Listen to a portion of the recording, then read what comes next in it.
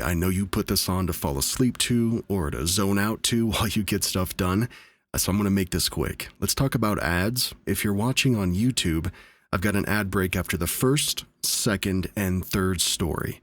And the way YouTube works is you might not even see all three of them, but beyond that, there are no ad breaks. If you're listening on a podcast platform like Spotify or Apple, I've got one ad break, and in this one, I'm going to put it around like the 16 or 17 minute mark. So I do that just to get them out of the way and to make sure that the majority of this big episode is entirely interruption free. I hope that's cool with you. Now, let's get glitchy.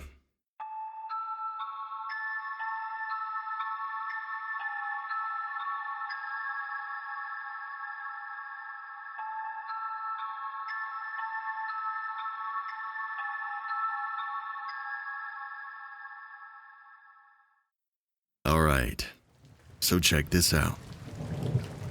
My sister knows things about people that she's never met. Here's a little bit of a backstory. My younger sister has Down's syndrome, and from my understanding about Down syndrome, many people with it are also on the autistic spectrum. My sister is considered high-functioning autistic as well as having Down syndrome. Onto the story. Our mom had tons of difficulties with her pregnancy with my sister. We're gonna call her Diana, just for anonymity's sake. And my mom had multiple strange occurrences while she was pregnant with Diana. The main one being that, at around 6 months along in the pregnancy, our mom walked into her bathroom to find the box holding her wedding dress on the floor. That box had been in the attic since we'd moved into that house, and no one in the house knew how it got there.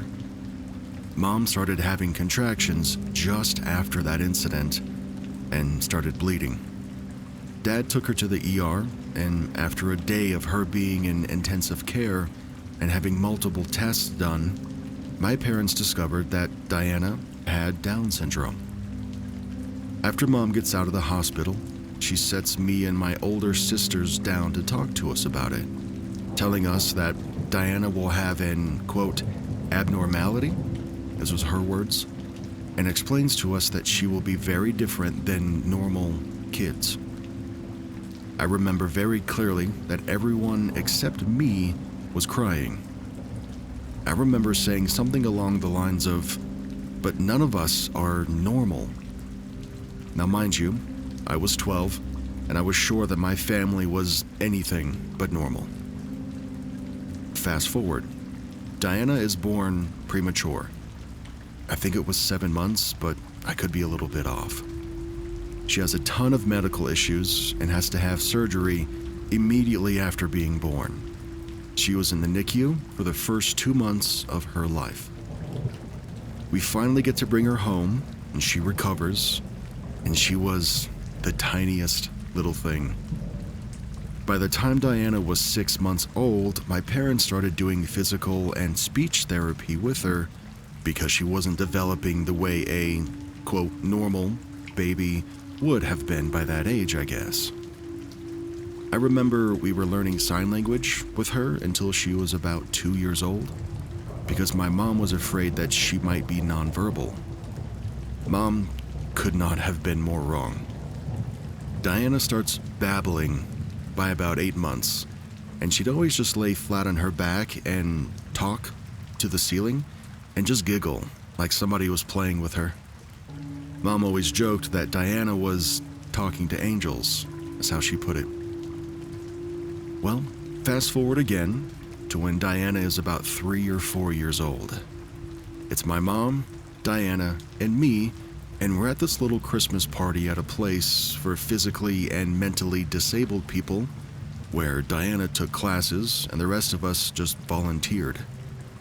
The three of us are sitting in these pews waiting for Santa Claus to come on stage so all the kids can have their photo taken with him. And out of nowhere, Diana stands up and runs away from me and my mom and straight into the crowd. We chase after her, and she runs straight towards this older woman that we'd never met. Diana grabs the woman's leg and starts bawling her eyes out. My mom and I are apologizing to this woman, saying we don't know what got into her, and the woman looks down at Diana and asks her what's wrong. And what Diana said surprised everybody. Diana tells her, word for word, in the clearest way that I had ever heard her speak before. She says, "I'm so sorry that your mommy left you." Now the woman that she's holding on to starts tearing up right away, and she tells us that her mother had passed away a couple of nights prior after a long battle with cancer. The second time that Diana freaked us out went something like this. I was visiting with my mom and Diana when she was about 10, and my sister starts telling me how she talks to Grandpa all the time. Now, he passed away when she was about 5, so it's been 5 years now. And she starts telling me that she met Grandpa's wife. Now, Grandpa's wife, who was technically our step-grandmother, was still alive at this point, and that's the only grandma that Diana ever knew. So I tell her, "Of course you've met Grandma." But she corrects me and says, "No, Mommy's mommy." And then in that moment, me and my mom both freeze. Our mom's mom passed away when our mom was pregnant with my older sister. That means that I and Diana never got to meet her.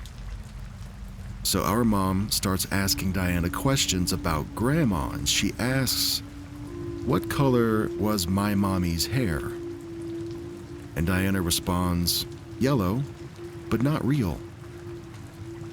Mom goes on to explain to me that her mom, our real grandma, wore wigs because she had been balding after years of battling anorexia, and she would always wear blonde wigs. So Mom asks Diana, "Do you know Grandma's name?" And Diana responds, "Jeannie," which is in fact our grandmother's name. But Diana had never heard about Jeannie before. And I know, you might think it's pretty plausible that, family names would come up in conversations, especially at least once or twice over the last 10 years that Diana's been alive.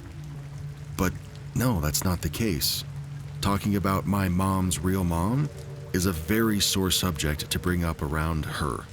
So none of us really ever got to know much about her or learn about her. There have been so many other instances of her just knowing things. Like when I was in a very abusive relationship that none of my family knew about. She once called me in the middle of the night, crying hysterically that I needed to leave my house and come home.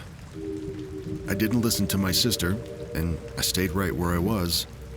And shortly after that phone call, my fiancé comes home, drunk, and well, let's just say he's an angry drunk. I left him after that night, and I honestly can't say that I would have had the strength to leave had it not been for that call from my little sister. Even to this day, she says that she's talking to Grandma and Grandpa and other people who have passed away, and I can't help but wonder how this is happening. Part of me thinks she might be sensitive to things like this, how some people are.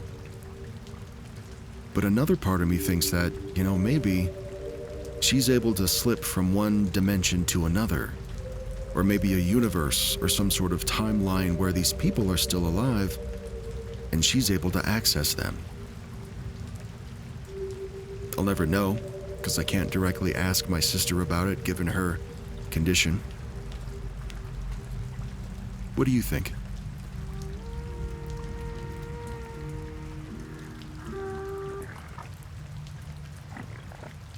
Elevators freak me out. So, this was when I was about 8. It was 2001. My mom, my brother, my aunt, and my grandma had all traveled to Chicago to see Dinosaur Sue. We had been staying in a hotel nearby for about 5 days. It was very upscale and new and overall really nice.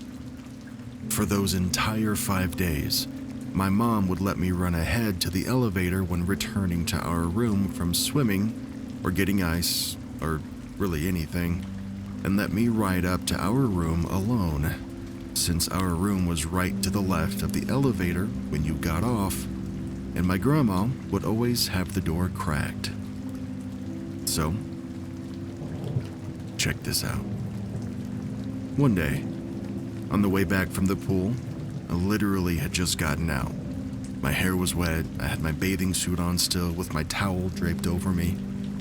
I did the same as I had done. I ran ahead and I entered the elevator.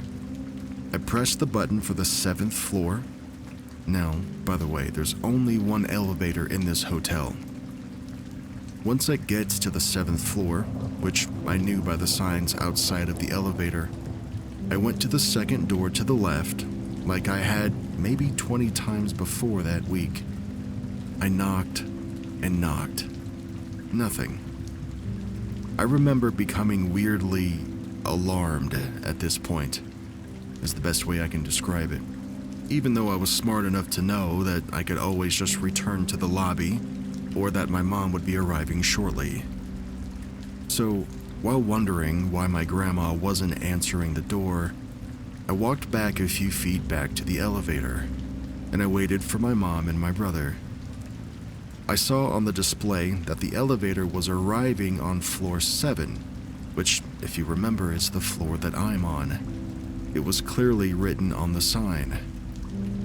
I see the light, and I hear the elevator ding. The doors open up, and it's empty.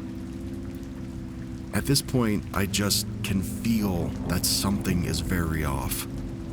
Then I return to the door, knocking and now crying, and I'm getting cold because I'm still wet from the pool.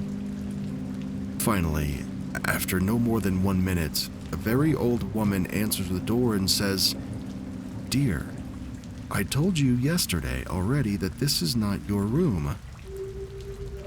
Now, I had never been to this room before, and I wasn't there yesterday. The old lady then says, "It'll be fine. I'm very sorry, but I'm on the phone with my son. Give it a few more minutes. Your mother is coming." And then she closes the door. I was shocked, honestly. And how could anyone close the door on a cute little crying kid who's lost their mom? Especially a woman who seemed to be like the caring grandmother type. Almost immediately after she closed the door, the elevator opens again, and my mom runs out crying and she reaches out for me. She was saying, "Oh honey, where were you? I've never been so worried." She then takes out her key card to open the door that I was standing in front of, and the key card doesn't work. My mom is stunned. The whole time this is happening, I'm trying to explain to her what had happened since I had been there, and my timeline of events had only been about 5 minutes. Now, my mom was still hugging and holding me. She kind of just went into autopilot and went back into the elevator with me. She pressed 7 again. The door closed super briefly and then reopened. The elevator didn't move at all. But once the door opened up again, we both saw my grandma standing in the second door to the left, crying, and then very happy to see us and then running to hug us. According to them, I had been missing for 45 minutes. The police were called. Every floor had been searched, and they were still in the process of knocking on every door, opening even locked and vacant rooms looking for me. Apparently, my mother had decided to once more go and look at the pool to see if I had gone back. But after seeing that it wasn't, and the entire pool being empty, she took the same, only elevator back up to 7. Only this time, out of the multiple other times that day, she found me. And not only that, we were clearly not in the elevator hiding out. and again, it was the only elevator in the building. And the police and the staff had gone up and down the elevator multiple times, trying to find me. Even to this day, we still talk about this, and nobody can explain it. My hair was still wet. The police were kind of pissed until the hotel staff pulled up the camera showing me getting on the elevator, but then never getting off. Then, what was the creepiest was that when my mother got on from the lobby, you see her get on, then 10 minutes pass, and then she gets off at floor 7 with me in her arms. They went through every camera on every floor, and they all had very clear angles of the elevator on each floor, and nobody saw me get off. I swear, the staff was freaked out, as were the police. They were almost convinced that someone had taken me and then became freaked out and left me shortly after. They were stumped as to why my hair was still wet though, but they couldn't refute the cameras. They were high-res, working correctly and everything. I've always wanted to call that hotel and see if anybody still talks about it all these years later, but, honestly, I just don't want to mess with it. Because it's not like I even see the event as serving a purpose, I have no clue who that old woman was, nor was I ever able to identify her. Due to the investigation, even after they found me, they locked down the hotel and all possible exits, and they had a perimeter. Chicago does not mess around by way of possible abductions. Every guest in the hotel was more than happy to help. Women from ages 50 on all willingly let police take photos, but none of those photos that they showed me were of the woman that I spoke to. This woman had very blue eyes. The only possible connection that I can think of is that the woman and I had almost identical eyes. I also have really bright blue eyes like she did. It's kind of rare, especially for how dark my hair was.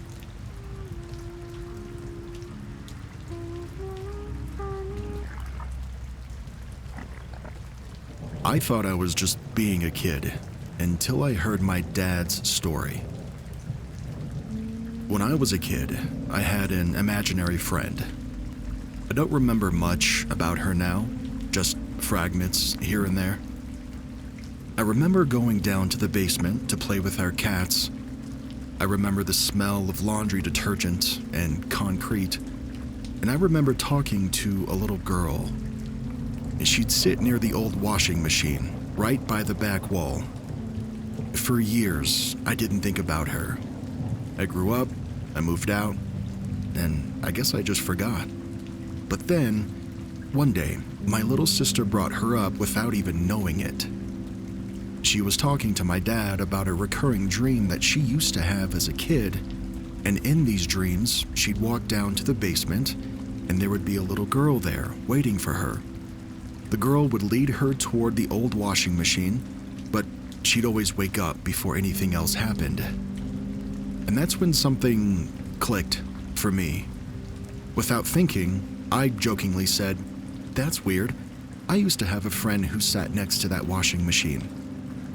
We all laughed it off at first, just a creepy coincidence that families tell at dinner. But then we noticed my dad go quiet, and that's when the mood changed. He told us that when I was little, he'd sometimes hear me in the basement talking to the cats, but it would also sound like I was talking to somebody else.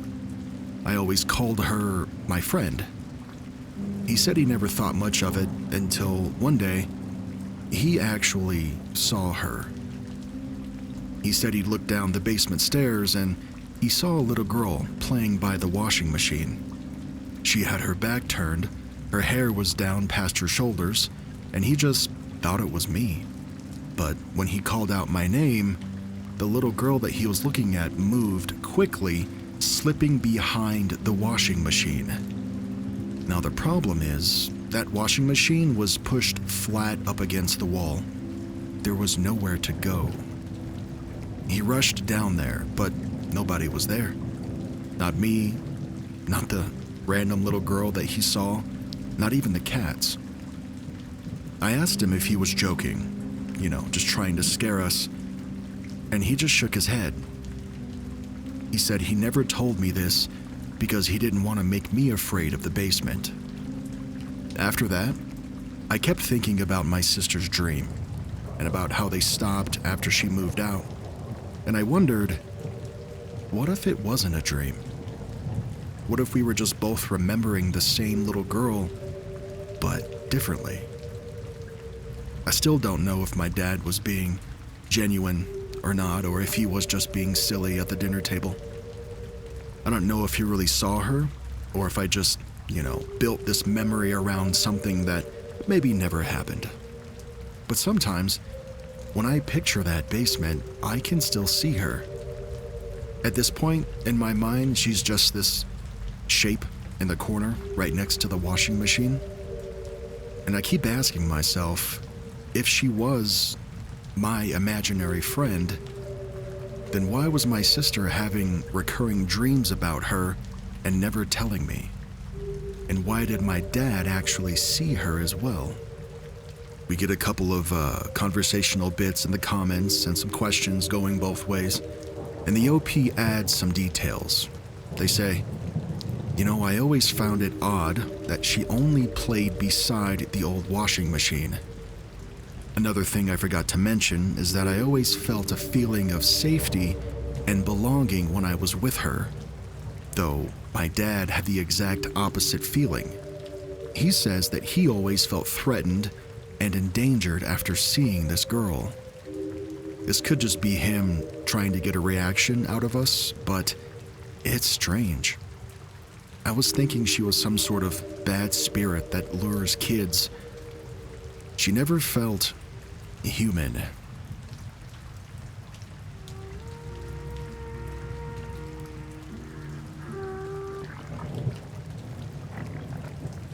My girlfriend and I almost broke up over this glitch. I can't explain this one. My girlfriend and I were in my bedroom while she was playing with a chocolate golden coin wrapper. It was shortly after Halloween. She was standing on the right side of the bed, and I was on the left near the window, which is right next to the trash can. She decides to throw the balled up golden wrapper into the trash can. She misses, and it lands in a little pocket on the curtain, which is directly next to me.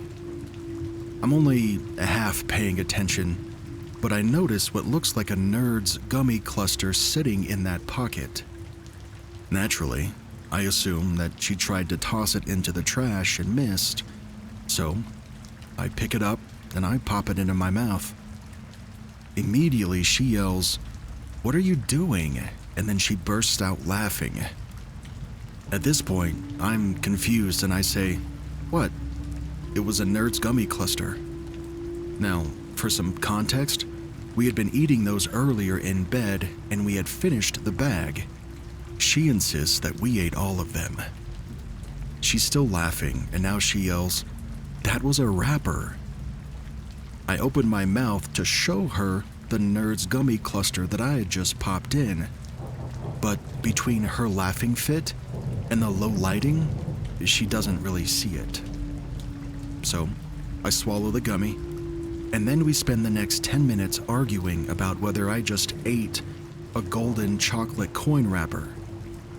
She is 100% convinced that I did. But, come on, I know what I ate. At this point, I start having a little mini panic attack because she keeps suggesting that I somehow imagined the gummy and actually ate the wrapper. I felt like I was in that Black Mirror episode with the reality-altering necklace. I was genuinely hurt that she just simply didn't believe me, especially because I believed her when she said she threw the wrapper. And that's why a glitch in the Matrix feels like the only explanation for what happened here.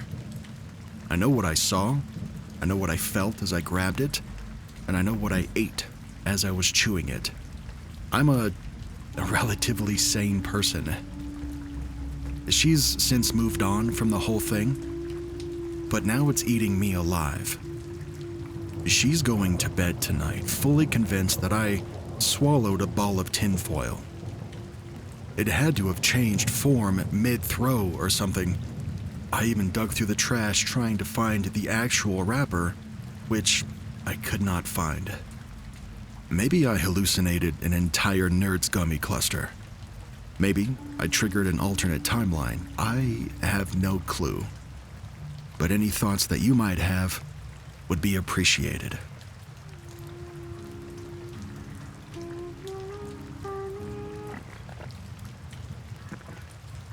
My first terrifying glitch.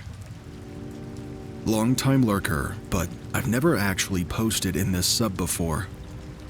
I've had little moments here and there that made me feel like there might have been a glitch, but I've never experienced anything as scary as this. A few hours ago, I was at Wegmans with my boyfriend. And if you don't know what Wegmans is, it's just a supermarket, grocery chain. We had exactly 3 things that we needed to buy. We parked our car, we walked in, and I let him lead the way through the aisles since everything we were there for was for him. I had my eyes glued to his bag the entire time. One of the things that he wanted was a 4-pack of his favorite hard cider, which, of course, is located in the far back corner of the store. As we approached the back part of the store, I saw my boyfriend turn around, smile at me, and then dip through a break in the aisle towards a small alcove where there was an open floor space with piles of stacked 12-packs of seasonal beers. As soon as I walked into that part, he was gone, completely vanished. I stopped in my tracks and I called out to him. I looked all around that alcove and behind the stacks of boxes, thinking that he was just messing with me, but he wasn't there. I was so confused. I walked out towards the aisle, and then I ran right into him. He immediately turned around to look behind him, and then he asked me how I got there. Now, according to him, and mind you, he's reading this as I'm typing it out so that I get the facts straight, I followed him right to the place where the coolers were, and I was standing right next to him, and he says he definitely turned around and saw that it was me. After he grabbed what he wanted, he says that we, together, proceeded to go around the corner, and then he bumped into me. I thought he was joking when he told me his version, and then I started to press him on it when we were in the car. At first, we got into an argument, him swearing that he wasn't pranking me, and then me swearing up and down that no, I'm not crazy. He definitely turned around to see me, smile, and then dart off into that alcove. He swears on his life that I was right there when he pulled out the thing from the cooler that he wanted, and I swear on my life that I saw him smile at me and then duck away, which is where I definitely went. I was not next to him by the coolers. We were both so freaked out by what happened that we got home and we made a freaking diagram of the store so that someone can tell us we're both not insane. I can't post an image here, so I'm just gonna leave a comment with the diagram that we both came up with. The red arrows represent the path that my boyfriend and I both took into and out of the store. Now when our path diverges, blue is me and green is him. I don't know what the heck happened, and neither does he. We're both very freaked out. Someone please talk some sense into both of us, because each of our experiences were so real.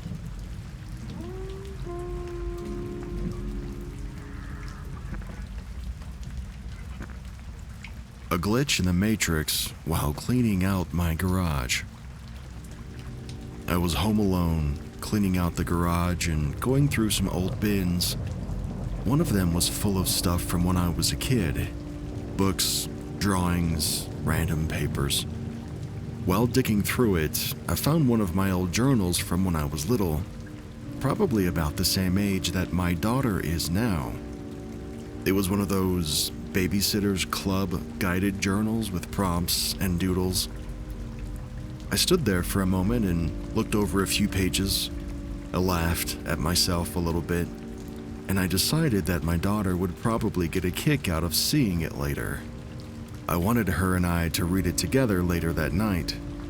So I took the journal upstairs, I went into her room, and I put it on her bookshelf. I remember doing it very intentionally because I wanted to make sure that I'd notice it later when we went to read before bed. Then I went back downstairs and I continued cleaning the garage. A few minutes later, I went through the same bin again, pulling out some old books, and then, right there in that same tub, I found the exact same journal. At first, I thought that maybe I just had two copies, but when I opened it up, it was identical. It had the same drawings, with the same handwriting, and the same answers on the first few pages. I ran back upstairs to look at her bookshelf to see if I really did place the book up there, but it wasn't. I looked everywhere in her room and in the hallway. I retraced every step from the garage to her bedroom in hopes that maybe I had just dropped it or something, but I didn't. And I still can't explain this. There's no way that I could have mixed it up. I mean, I know that I carried it upstairs and I put it down on that shelf, yet somehow it ended up right back in the garage where I found it. I never found the second copy, and I never figured out what happened. It was just the same journal, right back in the box where it came from.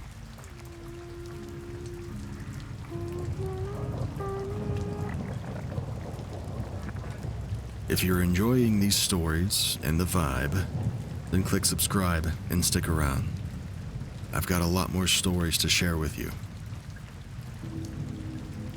A glitch in the Matrix that knocked and then did something scarier. This happened just a few nights ago.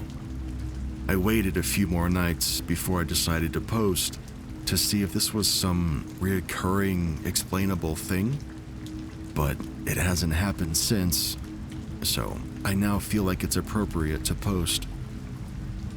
My fiancé and I were going to bed at around 10 or 11 o'clock at night. Our bedroom is in the basement, and our roommate lives upstairs.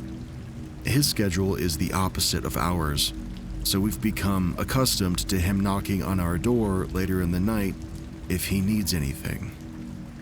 My fiancé and I were having our final conversation before drifting off, and we hear the familiar knock at the door. "Come in," I say, because we're all pretty close and he knows he's welcome. But nobody steps through the door. So I say again, "Come in." But still nothing. So we call out his name, and when he doesn't come in through the door, I get up and I open it. But there's nobody there.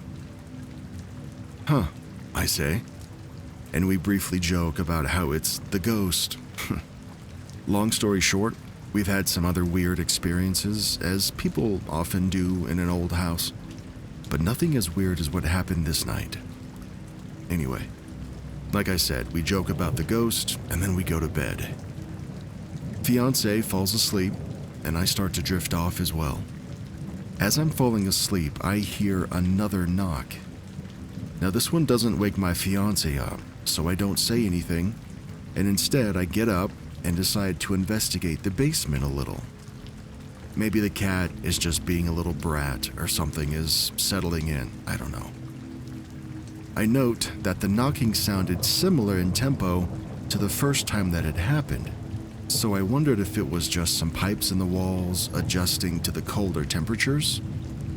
I figured, yeah, it's gotta be that. but I couldn't help the feeling that the noise was very obviously knocking against our door. Now, we're very used to the sound, as our roommate very often approaches us in that way, and I also know what creaking pipes sound like, and this was not that. Nor had the pipes ever adjusted in that way during previous winters. Well, whatever. It's annoying, but it's no big deal. I go back to bed, and I actually fall asleep this time. About 30 minutes later, the knocking starts again. It could be something settling in the house, but it so obviously sounds like knuckles on the wood door. The pattern, the tempo, and the hollow sound of our door. And it is happening at our door. I'm sure of it now. It's not in the walls or in the ceiling. We have our laundry room, one room away from our bedroom, but our door is so thick that we never hear anything that's happening in there. And it's decidedly weird, but I'm tired and I have to work in the morning, so I just do my best to ignore the knocking. I had lost track of the time, but I assume it was early morning when I was shot awake by a knock followed by a male voice saying, "Hey." I realized, okay, this had to have been our roommate now. I got up. Once again, I walked over to the door, opened up the handle, opened the door, and nobody's there. I'm now thinking, okay, maybe the roommate's just messing with us? He does have a weird sense of humor. I begrudgingly put on another layer of clothes to go walk around upstairs and find him, but it turns out he's still at work. The house is pitch black, and I'm starting to freak out. I go to the front door and see if anyone was knocking there, and there's nobody. Of course, if there was someone trying to get in all night, the dog would have been freaking out. But I really had no other explanation. So, I make myself go back to bed. Maybe the pipes are not only shifting to sound like knocking on wood, but also creaking to sound like a man calling out actual English words. The night goes on, and though the knocking continues, I finally get used to it and actually get a few hours of sleep. Until around 7 a.m., when my fiance and I both leap out of bed to another very obvious, "Hey," from outside the room. One last time, I get up. I go to the door, I rip it open, and nobody's there. I confirm with my fiance that, yeah, she did wake up because she heard the word "hey" just as I did. And I explained to her that I've been dealing with the knocking all night. The roommate doesn't come home until later in the day, and when he does, I finally get to ask him if he tried to talk to us the previous night. He confirms that he never came home, and he actually stayed at a friend's house. I tell him what happened, and he's just as stumped as we are.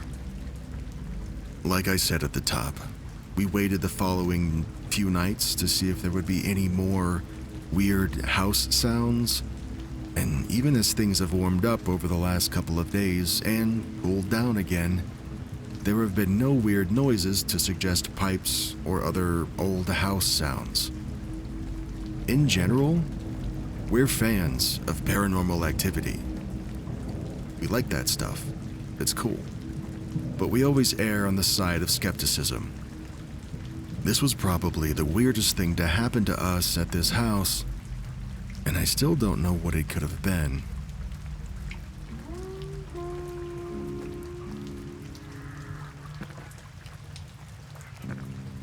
I've never told anybody this story, mostly because I think nobody would believe me. I came here to share something that's been on my mind for a long time, and to see what other people think about it. This happened in early April of 2021. At the time, my uncle was staying with us for a while because he was dealing with some shoulder surgeries, and my mom was the only one who could drive him around. One afternoon, he said he was going to the store and he asked me for a face mask. This was COVID times, remember? I gave him one, and he said bye to all of us before he headed out. He was wearing a green shirt and jeans. I remember that very clearly. It wasn't strange for him to come home late, so when he didn't return that night, nobody was really worried. I fell asleep on the couch like I always did. Sometime in the middle of the night, I woke up. Now, the way the couch is positioned in the living room, it sits right next to the front door. And when I woke up, I saw somebody standing there. I remember seeing the green shirt right away and knowing that it was my uncle. I didn't hear him come in, which was weird because the door is loud and I'm usually a light sleeper, but I figured I was just half asleep and drifted back to sleep again. The next morning, my grandma was sitting on the other couch in the living room. I remember in my sleepy haze, my uncle coming back, but I asked her just to confirm that I wasn't dreaming or misremembering something. But she said no. Uncle never came back last night. Now that was confusing to me at the time, but I didn't say anything about what I'd seen. Again, it might have been a dream or something weird. A few more days go by, and nobody hears from him. That's when my aunt gets worried and she files a missing persons report. About a week later, we get the news that he had actually passed away the same night that he left. It goes without saying, but it broke all of us. He was such an important part of our family. He was the one who took care of everyone. He was the man of the house. Losing him hit hard. Now, my goal in sharing this is to understand what happened that night, because I still believe that I saw him after he passed. Maybe he didn't know he was gone yet. Maybe he came home one last time to check on us. Maybe we'll never know. It's been years, but I still think about that night, and I think about him.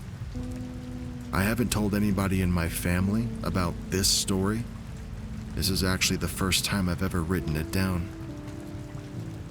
Part of me thinks there might have been some sort of timeline hop, or some sort of, glitch in the Matrix, or something like a dimensional pause that allowed him to stop what he was doing, just to come say bye to us one more time. We still miss him so much, and obviously, we always will.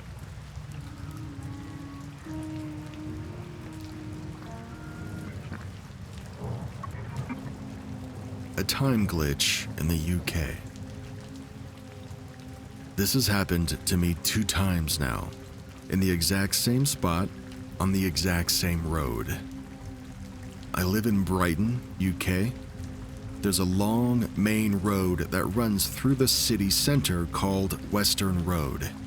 It stretches all the way into the next town of Hove. It's a mix of bars and restaurants and connected old buildings. It's the kind of place you see hundreds of people passing by, both day and night. A few years ago, my boyfriend and I were walking back from a restaurant. We noticed a tall man coming toward us. He had big dreadlocks and was wearing a bright, colorful jacket. Nothing unusual for Brighton, honestly. The people here dress in all sorts of ways. He walks past us and he keeps going. And then about 20 or 30 seconds later, my boyfriend and I both freeze. That same man was walking toward us again, with the same pace, wearing the same jacket, and of course having those same dreadlocks. At first, I thought I must have been mistaken, but when I noticed my boyfriend do a double take as well, I knew something weird was going on. We both turned around to look behind us, and the street was straight, open, and there was no way that this person could have looped back around that fast. He would have had to do a full sprint down a maze of side streets and alleys to reach us again. But this second guy didn't even look slightly out of breath. He walked past us a second time like nothing was unusual.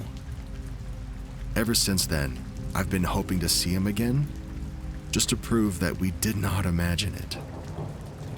For years afterward, every time that my boyfriend and I walked that stretch of road, we'd keep an eye out for the man in the colorful jacket. But we never saw him again. Then, last night, it happened again. We'd gone to the same restaurant, and we were walking home down that same road. At first, I noticed this stylish couple walking towards us. The woman had that, effortless Parisian look, trench coat, beret, the whole thing. And I remember thinking, damn, she looks really well put together.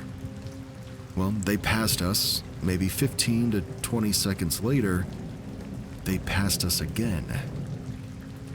I stopped dead in my tracks, and I know my boyfriend sees it too. There is no shortcut that they can quickly jot down and come back up again.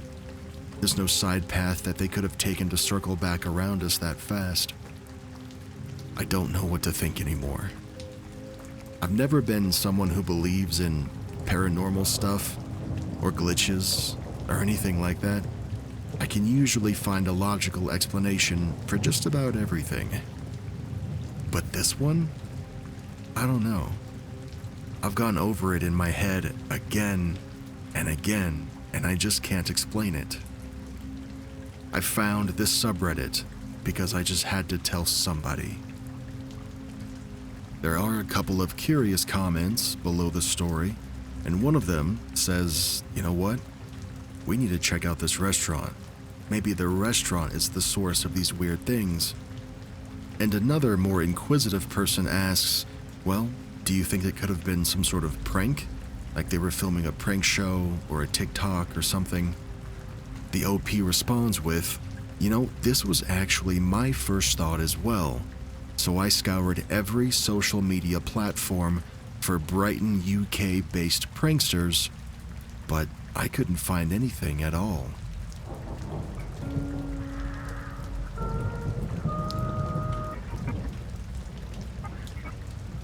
Something in the Toronto sky was stuck in a loop. This happened about 35 years ago in Toronto, long before The Matrix came out, before anyone ever called things like this a glitch. I still don't know what I saw that night. It didn't feel paranormal, and it definitely didn't look anything like a UFO. It was just strange. A few friends and I were hanging out on a rooftop one summer night, doing what you do when you're young. Lying back, talking, looking at the stars. Everything was normal until one of us pointed out that one of these stars seemed to be moving. At first, we thought it was a satellite, but after a few minutes, it became pretty clear that it was not. It wasn't traveling in one direction across the sky. It was moving back and forth between two other fixed stars, slowly and very smoothly as well, like it was following an invisible track in space. Each lap that it took lasted about a few minutes. It would reach one end, it would pause for a second, and then it would head back the other way along the exact same line. It never zigged or zagged, and it never changed speed, other than when it paused when it reached one of the stars. It was just perfectly consistent motion. We watched it for over an hour. There was no sound that it was making. It never changed colors or anything. It never blinked. It didn't act like anything intelligent either. It just kept repeating that same pattern like it was stuck in some kind of, mindless loop in the stars. I just wanted to find out what the heck was going on. What were we looking at? It wasn't a plane. It wasn't a satellite, and it definitely wasn't a meteor. And it couldn't have been a drone. Remember, this was almost 40 years ago. was in the late 80s. Whatever it was, it stayed perfectly steady, like it was part of the night sky itself, but also not.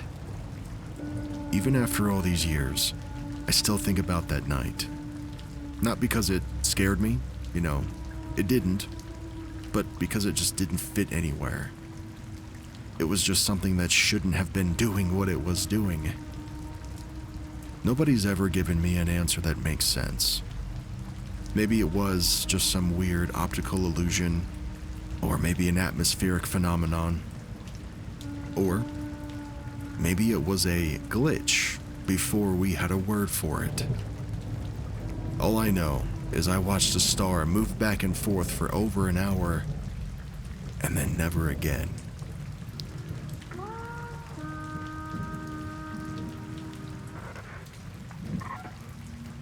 The bathroom. About a year ago, something happened that I still can't explain. I live with my family in a small condo. There's nothing unusual about it. We've been here for years. There's no weird history, no creepy stories. It's just a normal place. It was about noon, broad daylight. I went downstairs to use the bathroom, which is the one right by the front door. And I've used that bathroom hundreds of times. I know exactly what's behind that door. Only this time, when I opened up the door, it wasn't the bathroom. What I was looking at was now a large, empty room that I had never seen before. It looked like some kind of waiting area. There were rows of those cheap metal folding chairs, the kind you'd see in like a clinic or a DMV or something. The walls were all beige, the floor was this brown carpet, and the whole place was lit by buzzing fluorescent lights. There were no windows, and there were no doors that I could see leading anywhere else. Just these rows of chairs that were facing nothing. Every chair was the same dull gray color, except for one. There was one single yellowish chair off-center in one of the rows. It wasn't new or special or anything, it just didn't match the rest, and it immediately caught my eye because of that. I didn't move closer. I didn't even take a step into the room. I just stood there, staring in. It didn't feel like a dream. I wasn't tired, and I wasn't on any medication. I was completely aware, just confused, trying to figure out how I could possibly be looking at a room like that where my bathroom should be. After maybe 10 seconds, I closed the door, I waited a few moments, and then I opened it again. And this time, when I opened the door, my bathroom was back. The floor, the tile, the towel rack, everything was perfectly normal, like it always had been. I've never seen that room since then. There haven't been any other weird moments in the condo. I've never told my parents either, mostly because I didn't know even how to start explaining something like that. But I know what I saw, and I know I was not imagining it. If anyone's ever had something similar happen, even just once, I'd like to know. Because I can't shake this feeling that, for a few seconds, I opened the door to somewhere I wasn't supposed to. And if I ever see that room again, I kind of want to go in.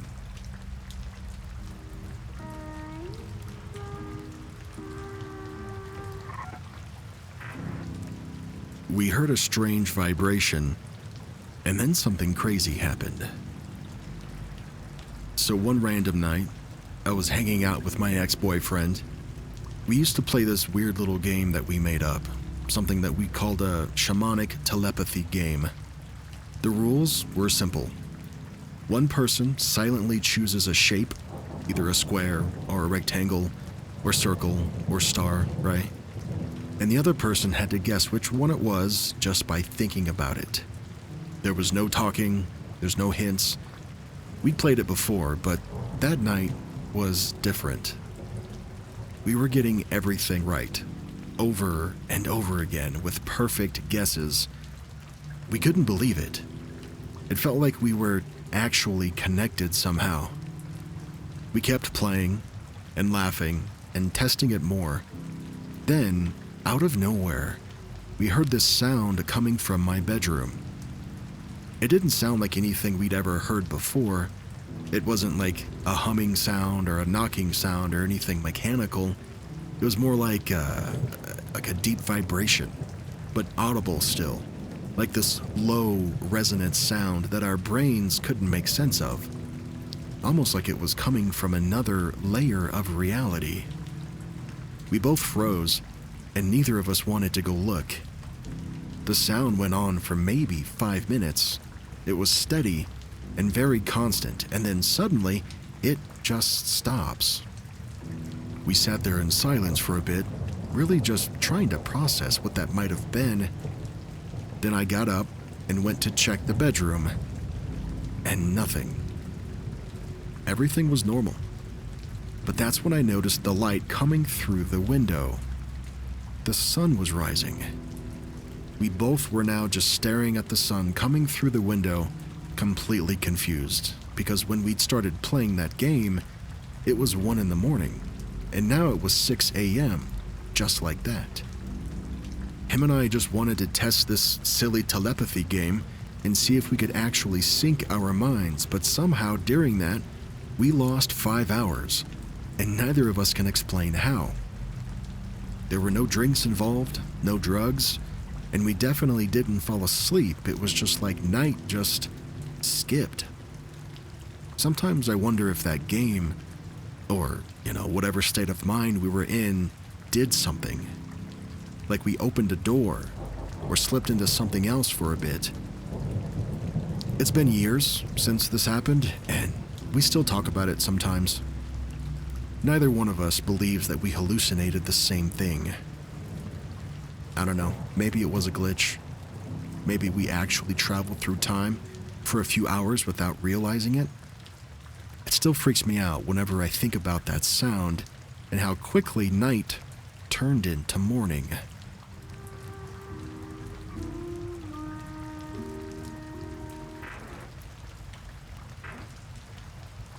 It started one winter morning in 1855 when the people of Devon, England woke up to find something deeply unsettling in the snow. Overnight, a long trail of footprints had appeared, and nobody could agree if they were human or animal. Each print was in the shape of a cloven hoof, as if a goat had just stood upright on its own and walked across the countryside.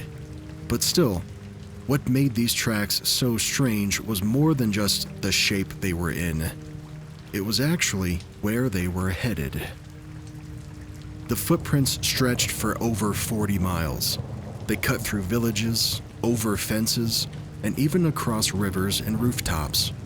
The footprints passed through solid walls and reappeared on the other side, as if whatever made them didn't walk around anything, they just simply walked through them. The people of Devon described seeing the tracks go up the sides of houses, across frozen ponds, and through barns. Some said that they led straight into haylofts and then came out through locked doors. In the words of one local newspaper at the time, quote, "The footprints were observed in all sorts of unaccountable places, on tops of houses, inside narrow walls, and even enclosed courtyards, as if whatever caused these prints had passed on regardless of impediments." Now, my question to you is, who or what could do that? By sunrise, rumors had spread from Exmouth to Totnes, and the church bells were ringing in the morning. The farmers were gathered in the streets, and even the clergymen were warning their congregations to just simply begin praying. In a deeply religious 19th century countryside, the idea of hoofprints appearing overnight, walking in a single file as if belonging to one creature in a perfectly straight line, well, that was horrifying. You could probably guess what they thought caused it. And so, one explanation took hold much faster than any other, and that was the devil himself had walked through Devon that night. Locals began calling the tracks the devil's footprints. Now, how could something leave a 40-mile trail? Well, that's what investigators of the time couldn't explain. The prints were each about 4 inches long and 3 inches wide. They were evenly spaced at about 8 to 16 inches apart. Snowfall had ended the night before, and yet by dawn, this unbroken trail stretched across villages, farmland, and rivers with no clear sign of where they started or where they ended. Another thing that was also clear was that whatever did make the tracks never stopped to rest, and they never wandered. There were some early attempts to explain it, of course. Some folks suggested that a kangaroo had escaped from a private menagerie. Others thought it was a badger hopping in a peculiar rhythm, or even a donkey whose prints had been somehow distorted by the melting snow. But those who followed the tracks said no known animal could have walked where the prints were found. Don't forget, they went up the sides of buildings and over rivers. A clergyman got involved. His name was Reverend H.T. Ellicombe, and he collected reports from over 30 different locations. Each witness described nearly identical markings. The cloven tracks appeared in the snow, across gardens and churches, for a total of nearly 100 miles of coverage, assuming all the sightings were accounted for. And then, after just a few days of this, they stopped. Now, some people ask, was it really just the weather? Modern scientists have tried to debunk the mystery with more, well, let's call them grounded explanations. Some claim the prints were caused by hopping rodents, whose long tails could have been erased by new snowfall, which would give the illusion of two-legged movement. But I don't think so. Others point to weather events like sleet or partial melting, which can distort animal tracks into hoof-like shapes if done precisely by accident. I don't know about that either, though, man. There's a problem with both of those theories. Witnesses reported the prints climbing up walls and appearing on rooftops. Even now, meteorologists can't explain how melting snow could mimic that. And by the way, this wasn't the first or the last time that something like this happened. Similar phenomena were reported in Scotland in 1840 and then again in Poland in the 1950s. This was just one instance of something that's happened multiple times over hundreds of years. Even in modern times, like today, scattered reports of single-file, what they call hoof prints, appearing in the snow have surfaced. Most recently in 2019, and you'll never guess where. The same place that we're talking about now, in Devon, after a heavy snowfall near the River Exe. Locals described fresh prints shaped like split hooves, stretching across gardens and walls. This all feels very familiar. Even the Devon Live newspaper ran the headline, quote, "The mystery of the devil's footprints returns after 164 years. Now, what's fascinating, at least to me and hopefully to you, is the mystery, of course, but maybe more so how quickly people turned to the supernatural explanation. In a time when religion shaped every part of daily life, a pattern that no one could explain had to be divine or demonic. It played into existing fears, which is the idea that the devil could literally walk among the faithful. That kind of panic spreads faster than any fact could hope to. When researchers reviewed local letters and news clippings from that period, they found something interesting, and I'll share that with you now. They found that many of the witnesses hadn't actually seen the tracks themselves. They'd simply heard about them. The legend grew as it was retold, and each version was a little more impossible than the previous. Now, if it wasn't the devil, then who left those tracks? I think the most logical theory might be the least satisfying. A 21st century analysis by zoologists suggested that the marks could have been caused by hopping wood mice or hares, or rabbits, during thawing conditions. When small animals hop through wet snow, the front and the back paw prints can overlap into a single hoof shape. And because of the nighttime cold, the surrounding snow refroze, which would preserve the shape like a mold. But even that doesn't explain the sheer distance. Remember, it walked over 40 miles. I just sincerely hope that whatever it was had its Fitbit on. Otherwise, those steps don't count. To this day, there's a pub in Devon that features the devil's footprints burned into its signage. Some locals still swear that their grandparents saw them firsthand, and others joke that the devil must have been just taking a stroll home after a night out. Whether it was a hoax, or a weather trick, or something truly supernatural, this mystery has never been officially solved. Every generation in Devon hears the same story. It's a cold February night, something walks across the snow, and it doesn't stop for rivers or houses or fences, and by morning, it's gone.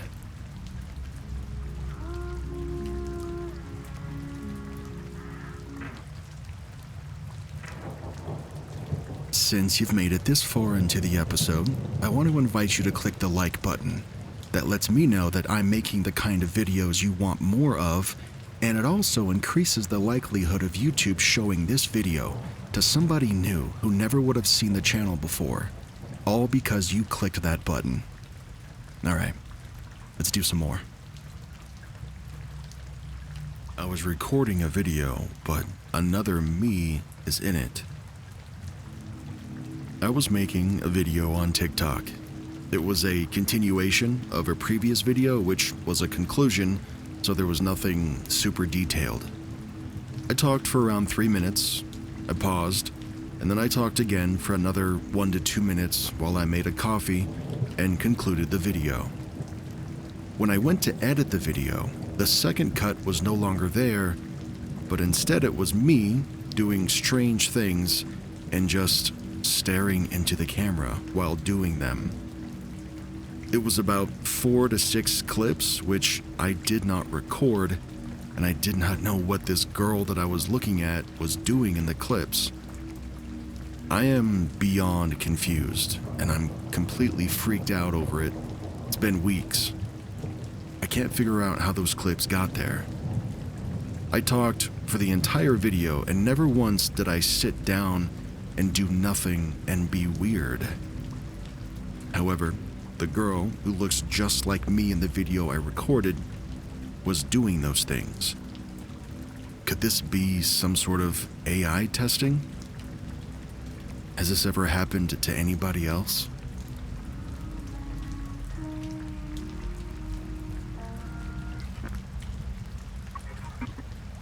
Am I in danger?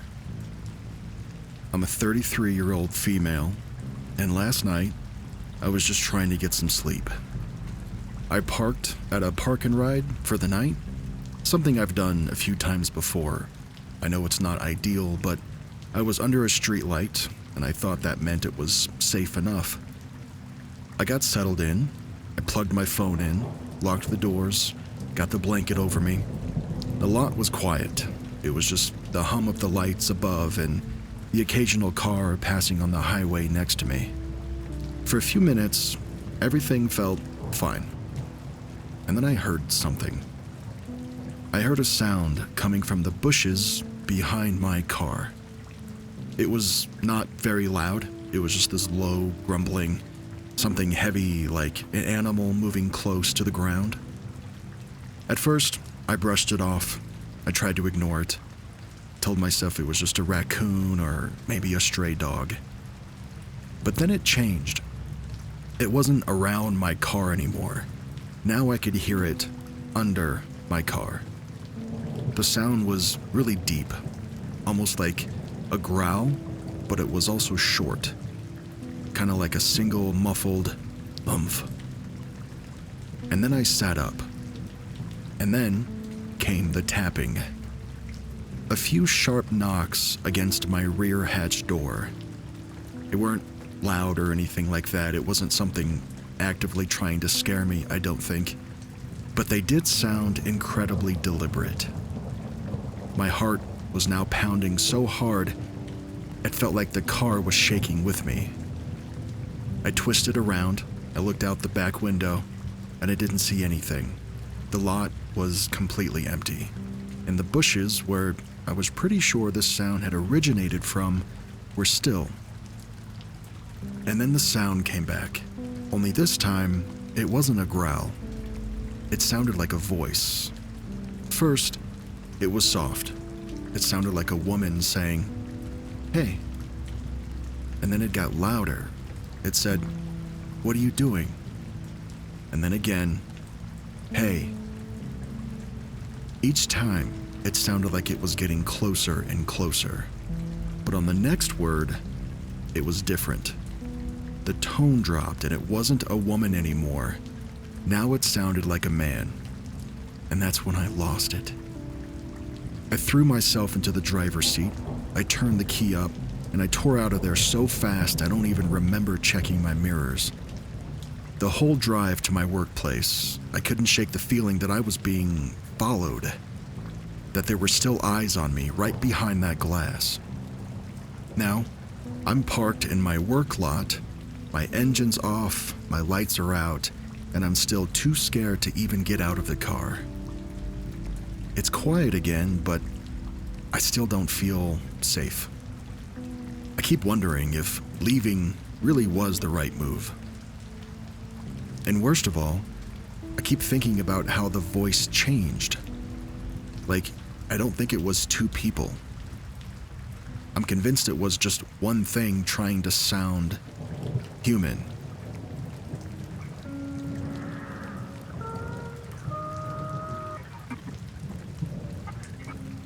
I can't be mad, right? When I was 18, I met my ex-boyfriend in line at an Apple store. It was the week that the iPhone 8 came out, and I'd been saving for months. The mall was packed, and the line was wrapped around the store, and everyone was buzzing about finally getting their hands on it. He was standing right behind me. He asked if I was there for the iPhone 8 too, and I laughed. I said, "Yeah, obviously." We talked through the wait, joking about how we were spending hours just to buy the same phone that everybody else already had. And that night, we saw a movie together, and by the end of the evening, we'd both bought our phones, both the same model, both shiny and new. We even set them up side by side at the food court, comparing features. It was kind of cute, really. It was our first connection, it was built around that phone. Well, fast forward 1 year. We were still together, and one night, he, his friend, and I went out to grab some pizza. When we came back to the car, he couldn't find his phone. We searched the seats, under the floor mats, everywhere. After a few minutes, his friend found it wedged between the console and the seat, only it wasn't an iPhone. It was a Samsung. At first, I thought maybe it was somebody else's, but his friend picked it up and said, "Hey, here's your phone." And he unlocked it without hesitation. There were his photos, our selfies, our vacation pictures, and even a mirror photo where he was clearly holding that same Android phone. I just stared at it because that couldn't be right. I knew we met at the Apple store.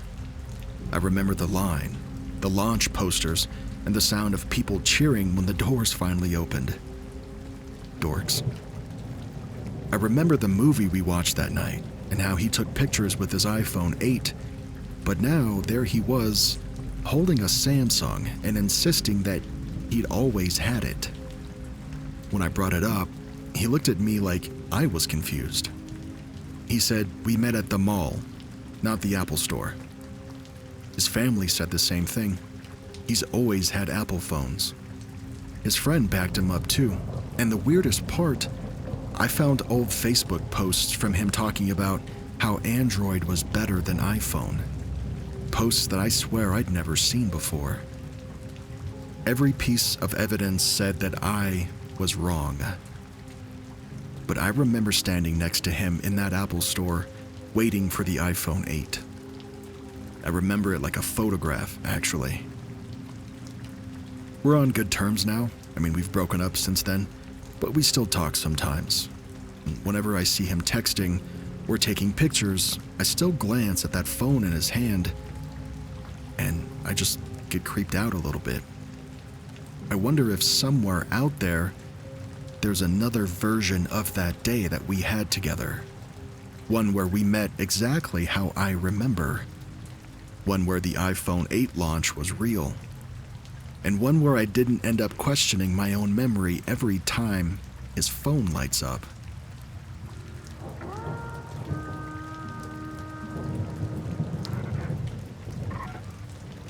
Crazy portal vortex thing in my room. It was around 3 in the morning when my husband and I both woke up at the same time. There's no reason, there was no noise that I can remember, just a sudden alertness that you feel in the middle of the night. And then we heard something. A strange sound, like something small but heavy, was slowly sliding or falling somewhere in the room. We both froze, trying to figure out where it was coming from. I grabbed my phone, I turned on the flashlight, and I aimed it towards the source. I didn't see anything. We listened again, but now it was silent. Then, out of nowhere, a faint neon light started flashing on the wall. It was flickering, and it would glow for a second, and then it would vanish. It didn't come from the outside, I could confirm that, and it didn't match anything that we'd had in the room.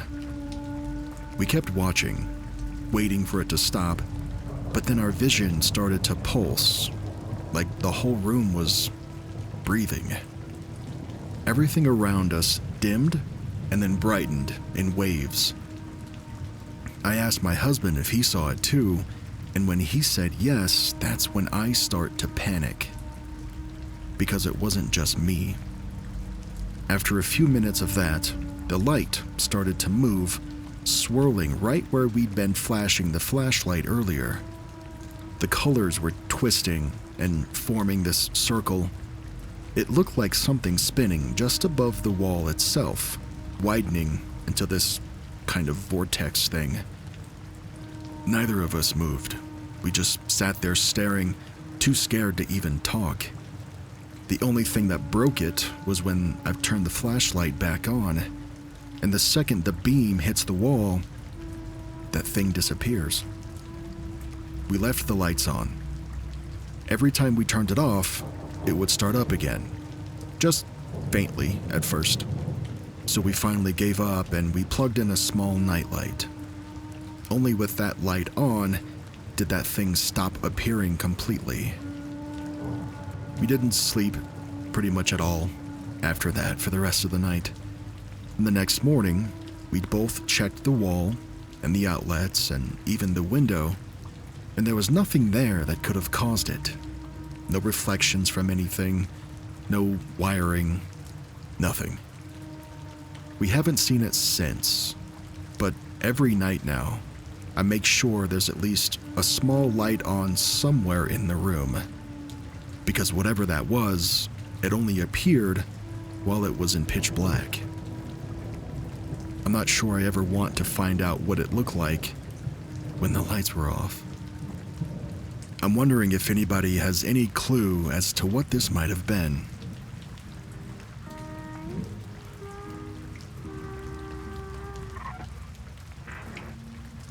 He found something impossible in his bed. At first, I honestly thought he was cheating. It sounds funny now, but in the moment, I was sure of it.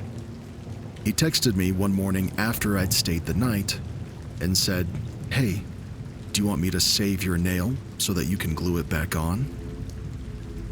I hadn't worn fake nails in months though, Last time I'd worn them was before we even started seeing each other. So immediately, my brain went to the obvious place. If that nail wasn't mine, whose was it? I asked him to send me a picture, and that's when things got super weird. The nail in the photo that I was looking at was mine, without question. It was from a specific set that I had done months ago, and I recognized the little spot of dried paint on it from when I was working on an art project.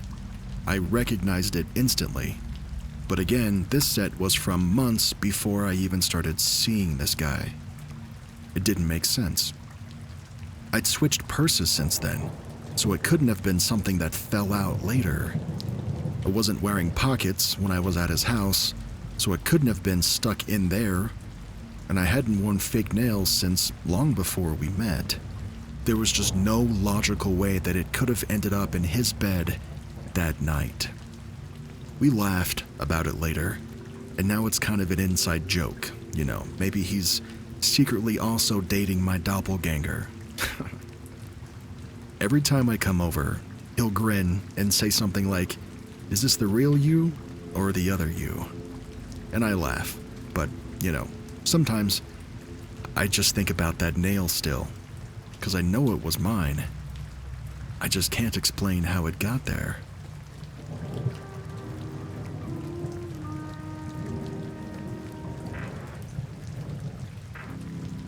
I had an unforgettable and unexplainable experience years ago. I was a teenager. This was maybe around 2017, and I was home alone one night, just doing the dishes. I had my earbuds in, music blasting, just completely in my own world. Full-on jam session. Headbanging, dancing, soap going everywhere. And then it happened. You know when somebody's staring at you, and you don't hear or see anything, you can just feel it? I felt that. I turned, and standing barely 2 feet away from me was somebody. It looked like a man, but he was a little bit translucent. Like he definitely wasn't solid. It was this figure that was made of this hazy blue light, kind of like smoke caught in a beam. There weren't any clear details about, his face or maybe what he was wearing, I don't think, but the outline was unmistakable. I froze, and he seemed to notice me noticing him because the second our eyes met, he moved. In an instant, he blurred down the hallway in a streak of blue light. I stood there, completely still, hands still wet and sudsy, trying to process what I'd just seen. It really felt like every sound had been sucked out of that kitchen. After maybe 3 or 4 seconds, I finally moved. I turned off the water, I pulled out my earbuds, and I went down the hall. I looked in every room. I looked in every corner, and the entire house was empty. I tried to rationalize it, light reflections, a trick of my eyes, or maybe even the music messing with my perception, but no explanation seemed to fit, because the only thing that kept circling back in my mind was how I'd known to look up in the first place. I definitely didn't hear anything, my music was too loud. I didn't see a shadow or hear any movements. It's just that unmistakable feeling, And then the chills hit me all over again. And the strangest part, my grandfather had passed away just a month before that night. He and I were very close, but he hadn't gotten to see us much before he died. I can't say what I saw in that hallway, but every time I think about that blue light, I wonder, maybe it was just him coming to visit. This person adds a little bit of an extension onto the story. They say, on a separate occasion, when I had moved out as an adult, I was leaving my bedroom to get a little midnight snack. And when I opened the door, there was someone nearly face to face with me. I froze in the doorway, but I was more open to it this time because I noticed the same blue light silhouette, but the stature was a little bit different. It felt like a different person. Again, there were no visual details to recall, but it still felt familiar. His height and the point where we met felt like standing in front of someone that I used to know who'd long passed. I started to recognize it, and I said his name like it was a question. Now, the OP doesn't name names, maybe for anonymity's sake, but as soon as they called out the name, that thing was gone in a blue streak, just like the first time she experienced it.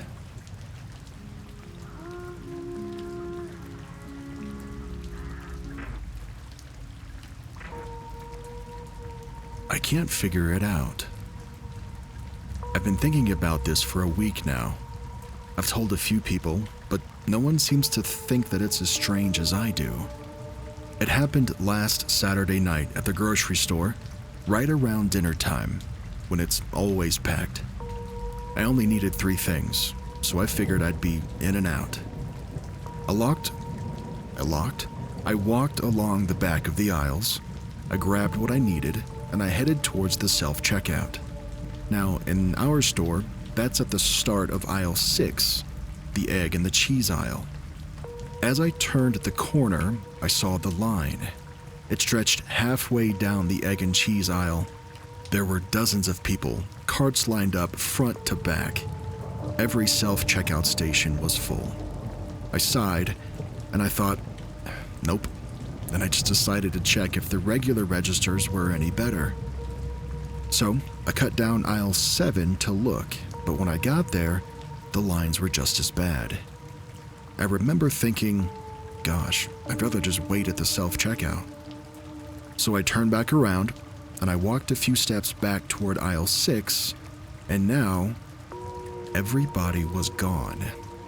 Completely. The line was gone, there was no crowds, there wasn't even a single person shopping in that aisle. The self-checkouts had been full just a few seconds earlier, and now there were only 2 people standing there. I actually spun in a full circle in the middle of the store, like an idiot, just trying to figure out what I was missing. I even looked toward the front of the store to see if another register had suddenly opened, but no, nothing was different. There was nowhere for that many people to have gone. It had been maybe 10 seconds at the most. I stood there for a moment just trying to make sense of it. And then I just did what you had to do. I shrugged it off. I walked right up to an open self-checkout and I paid for my stuff. I haven't stopped thinking about this since it happened. It doesn't add up. There's no logical way for all of those people to disappear that fast. Everyone that I tell this to says, it's no big deal. You probably just missed something. But I know what I saw. The aisle was full, and then it wasn't. Where did everybody go?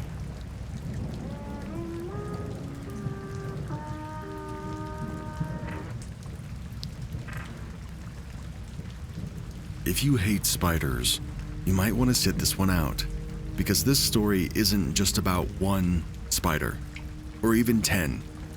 This story is about 100,000 of them, all living together in a pitch-black cave, spinning what scientists now call the largest spider web on Earth.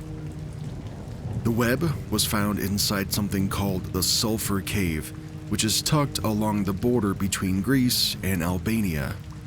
It's the kind of place that most people will never set foot in. It's very narrow, it's hard to reach, it's toxic, and not only that, but it's got this smell of rotten eggs. Not because of the spiders, but because of the sulfur. When scientists first stepped inside, they saw something that did not make sense to them. The cave walls looked like they'd been coated in this silver paint. But as soon as their headlamps caught each other's light just right, they realized that it was not paint. It was silk. They were staring at a single, massive spider web that covered an area of just over 1,100 square feet. It's about the size of a small apartment with a couple of bedrooms, a living area, a kitchen, and maybe 1 or 2 bathrooms. All of that was up on the wall. It stretched from one end of the cave to the other, across boulders, over pools of sulfur water, and again up the walls. Now, at first, scientists assumed that it was the work of just one species, probably a whole colony of them. But as they got closer to the web, they realized it was more than just that. This was an entire spider metropolis. Now, you might be wondering how anything survives in a cave full of sulfur. No sunlight means no plants, and no plants means no insects, right? Well, not here. The cave's underground stream is actually packed with microbes that eat sulfur. These microbes attract tiny midges, which I had to look that up, and at least according to Google, a midge is a small, delicate flying insect that's kind of like a mosquito, but not a mosquito. Go figure. Anyway, those midges feed on the biofilm that grows on the water's surface. And wherever you've got flying insects, well, that means you've also got spiders. Scientists estimate, conservatively, that over 100,000 spiders live in that single network of silk. One of the cool parts to this story, and there are several, I'll get to them, is that they aren't hanging from ceilings in clumps like you'd see in a horror movie. They've actually each carved out little houses in the web with enough space to move and eat and rebuild if needed. Now, just for some context, most spiders are loners. They live and hunt and die alone for the most part. If you've ever watched 2 spiders cross paths, you know it usually ends in a fight. So, for a colony this size to exist at all is largely unheard of. Now, how is this even possible? Well, researchers expected to find one species had somehow adapted to some sort of group living, but when they took samples of the web and the creatures back to the lab, they learned something completely unexpected. There were actually 2 species of spiders living in the web side by side. And these aren't just any 2 species, they're actually rival ones. Now, normally they would compete for the territory. They would easily kill each other, they'd never share food, much less living space. However, in this particular cave, they somehow learned to coexist. Imagine 2 rival street gangs, right, deciding to move into the same apartment building, but instead of fighting, they end up sharing the rent and sharing pizza together. That's exactly what these spiders did. Now, the 2 species that found each other here are called Tegenaria domestica, which is your common house spider, and the Praneragon vagans, which are a type of sheet web spider. In any other setting on the entire planet, they are natural enemies, but here, they've built this kind of, this uneasy alliance. Now, each species still spins its own style of web. We get funnel webs from one of them, and then sheets from the other. But they overlap, and they intertwine, and they form this single, continuous structure. Like a spider version of 2 competing companies merging under one roof. Now, why this works is still a complete mystery. Scientists think that the extreme environment plays a role. It's the lack of light, the limited food, and the chemical-filled air that create conditions where survival simply trumps rivalry. When you're living in a cave that smells like rotten eggs, and your only food source is sulfur-loving midges, which remember are like mosquitoes but not, teamwork suddenly just makes sense. Now, when this story hit Reddit recently, people freaked out. Some of them were fascinated, and others immediately declared that they were never sleeping again. It's easy to laugh about it, but the discovery genuinely surprised biologists. Up until now, multi-species spider colonies were not even on the table. It wasn't something anybody thought was possible, but here it is, alive and thriving in a sulfur cave. Now, here's why this matters. Beyond just the nightmare fuel, this find changes what scientists thought they knew about animal cooperation. It proves that even species that are hardwired to compete can adapt under the right circumstances.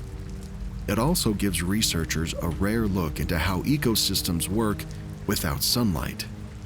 Instead of photosynthesis, this chain starts with chemosynthesis, which is where microbes turn chemical energy into life.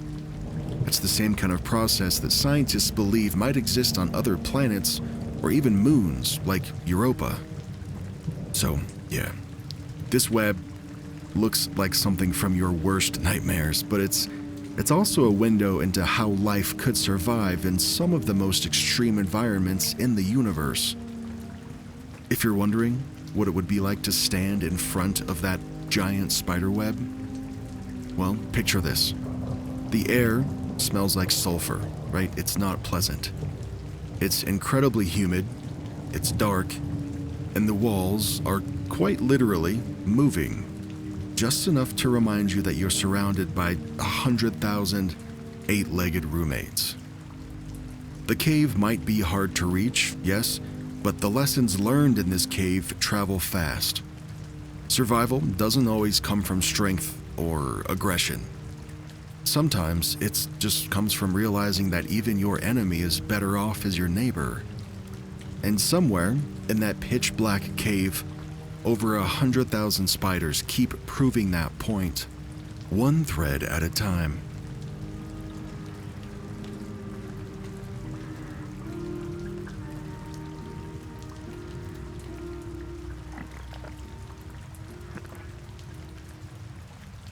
The missing loaf.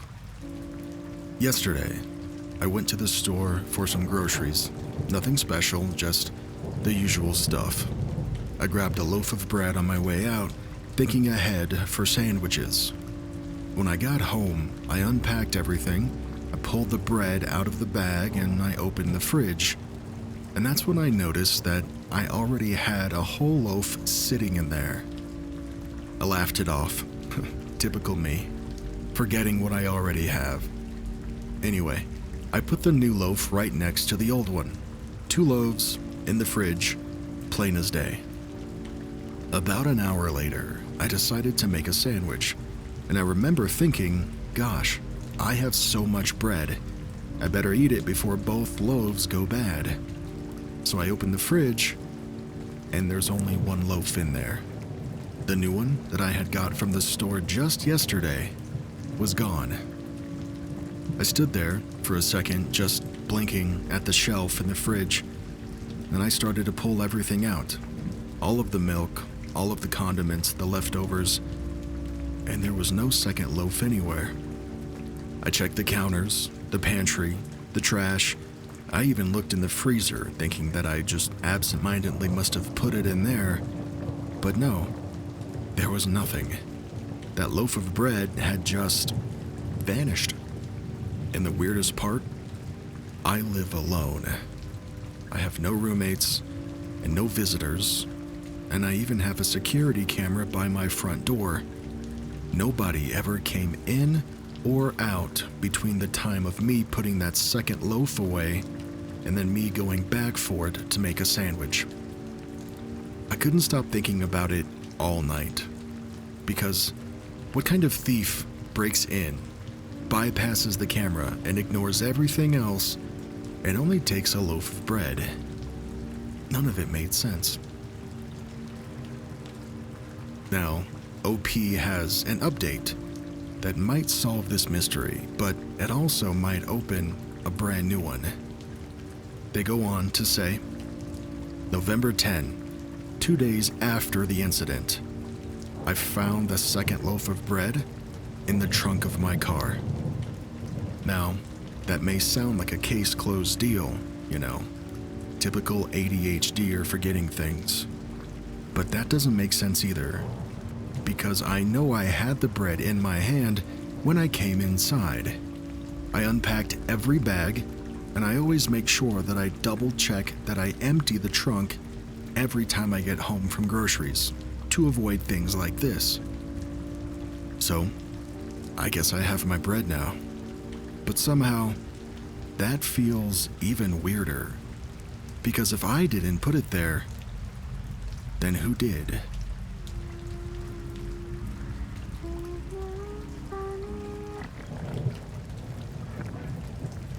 The lady in the purple dress. This happened at least 10 years ago, and until recently, I'd only told my wife and my mom. Back then, I lived in a small city and took the bus to work every day. Because I lived on the outskirts, the bus was usually pretty empty, maybe a handful of people at most. One morning, I got on and I noticed about 5 passengers scattered around. I normally don't pay attention to anybody, but that day was different, because that day, she was there. She's an older woman with gray hair, wearing what looked like a purple velvet dress. Her shoes reminded me of ballet slippers. They were soft, kind of delicate looking, and she wore this big, wide-brimmed yellow hat with a pattern that I couldn't quite make out. Something purple was swirled into it, though. The whole outfit looked like something from another era. The ride to the downtown terminal takes about 30 minutes. I was sitting at the back of the bus, and she was somewhere in the middle. Nothing unusual happened on the way. I mean, nobody moved, nobody got off early, nothing strange. But when we reached the terminal, I stood up and I headed for the back door. As I stepped off the bus, I glanced inside and I saw her still making her way to the front exit. She was moving just slow enough that I knew for certain I got off before she did. I needed some cash, so I walked straight to the ATM.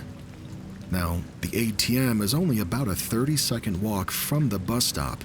It's right beside the public washroom inside the terminal. I wasn't lingering at all, and I didn't get distracted on the way. I walked directly from the bus to that ATM. As I approached, I swear on my life, I saw the same woman walk out of the women's washroom. She had the same purple velvety dress, those same ballet-like shoes, and that same, well, I'm gonna call it obnoxious yellow hat with the purple pattern. She walked right past me. There was no possible way that she could have beaten me there. She would have had to get off the bus faster than me, pass me without me noticing, go inside, use the washroom, and then come back out, all in under 30 seconds. And I never lost sight of that walkway. But there she was, just calmly walking away. And that was the last time I ever saw her. I didn't see her again inside the terminal. I didn't see her outside waiting for another bus. It was just like she appeared for that one impossible moment and then vanished completely. I still think about her sometimes, because I can explain everything else that's ever happened to me on my commutes, except for her.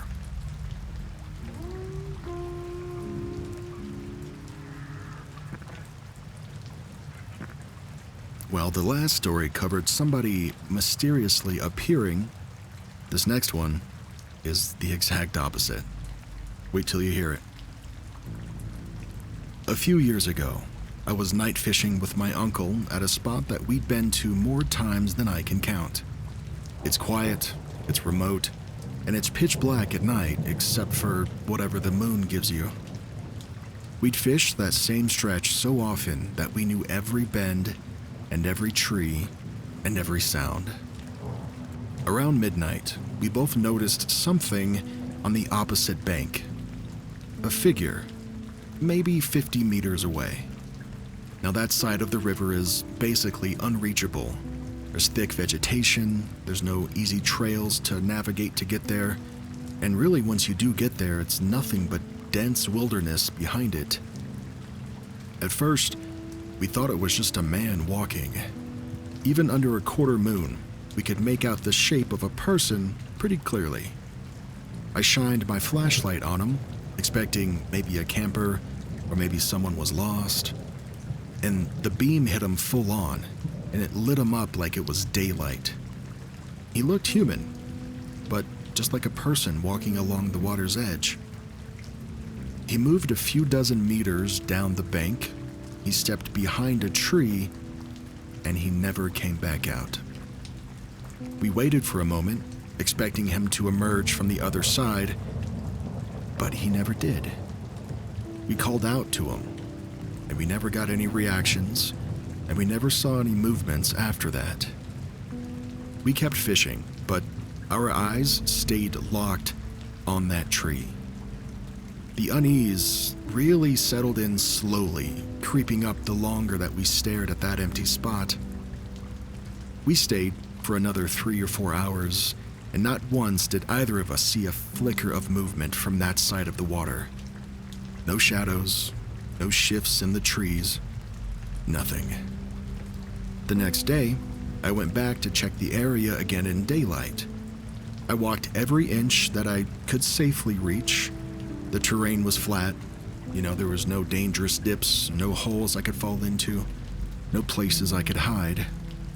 If somebody stepped behind that tree, they would have had to come out again. There is simply nowhere else to go. And there were no signs of any animals either. Now, both of us had seen him move just like a person, walking entirely upright, pacing smoothly along the bank. There was nothing animalistic about it at all. I talked to my uncle about it a few times afterward before he passed, and neither one of us ever found an explanation. The feeling that we had that night still sticks with me. That sense of wrongness, It's hard to put into words, but we can feel it. At the end of the night, he asked if we should go check it out, and I told him no, absolutely not, and I urged him not to cross that river. He agreed. Something about it just felt like we shouldn't get any closer. But that still didn't stop me from going back by myself the next day. To this day, I still don't know what we saw. And I'm not sure which explanation would be worse. That it wasn't a human, or that it was. Somebody in the comments points out something from an interesting perspective. They say, you know what? If two strangers started flashing a flashlight at me and calling out to me in the middle of the night, I'd probably want to move or hide as well, especially if I was by myself. Although that doesn't explain how they got there in the first place or what they might have been doing. The OP responds to this with, yeah, I totally agree. Just to be alone there was weird in and of itself. Now mind you, no one lives there or anywhere nearby. The nearest town is miles away. The nearest road is miles away through thick forest, or you'd at least have to cross a river that's known to be very treacherous.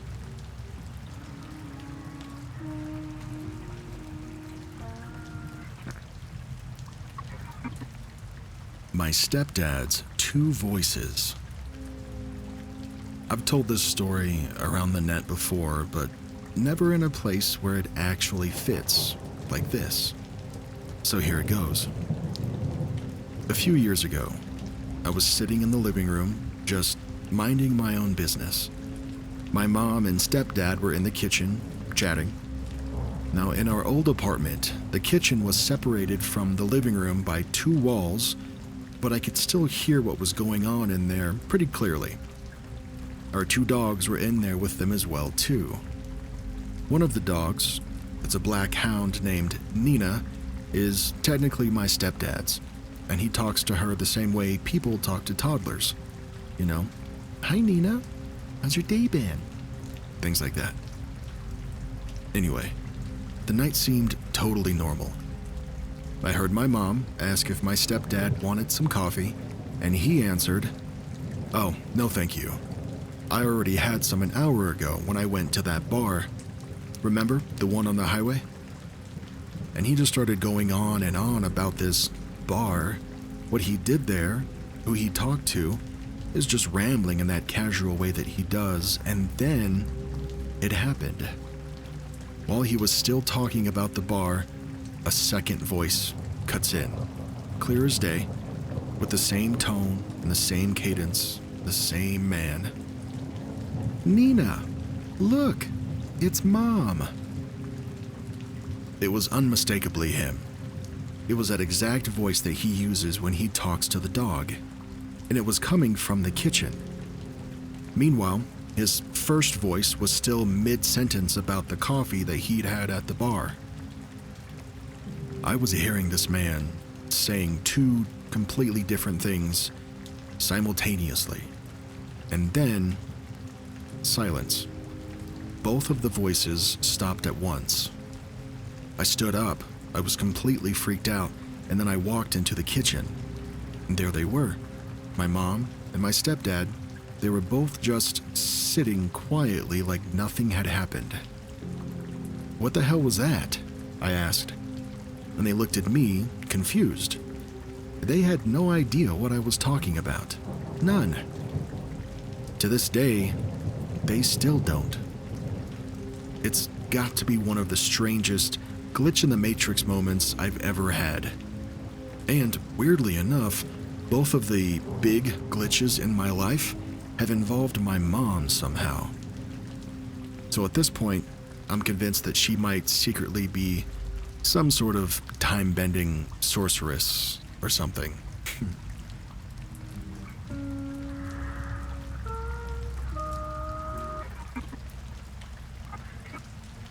Just minor enough to tell, and just big enough for me to be alarmed. I hardly ever smoke anymore, maybe once or twice a year. I used to smoke a lot though, starting when I was 13, and I still keep a pack around just in case the craving hits. And last night, unfortunately, it did. It had been one of those days where my nerves were just completely fried, and I just wanted that one rare cigarette. I know I shouldn't, and I don't want to keep this habit up, but sometimes the vice wins, man. I pulled out the pack, I got distracted by my dog, and somewhere in those few minutes, I misplaced it. It was gone. I live in a very small apartment, so there are only so many places where it could be. I checked all of the obvious spots first, and didn't find it. Then I checked them all again, and still nothing. Eventually, I started checking the places that the cigarette shouldn't be. Like inside random cabinets, under furniture, behind things, places that made no logical sense. I know. It felt ridiculous, but I was out of ideas. Finally, after searching the entire apartment, I returned to the most obvious place of all, my work desk. It's lit very well, everything on it is completely visible, and it's one of the first places I checked, multiple times. And that's when I saw them. My pack of cigarettes and my lighter both standing upright at the exact edge of the desk, lined up perfectly. They were both at a perfect 90-degree angle from the edge, placed side by side. It looked like something had put them there like that. Like someone had them deliberately placed that way so that I wouldn't miss them. I am incredibly clumsy. In 25 years of smoking, I've never once placed a cigarette pack standing on its bottom edge, and I've never done that with a lighter either. I just physically don't have the coordination for that.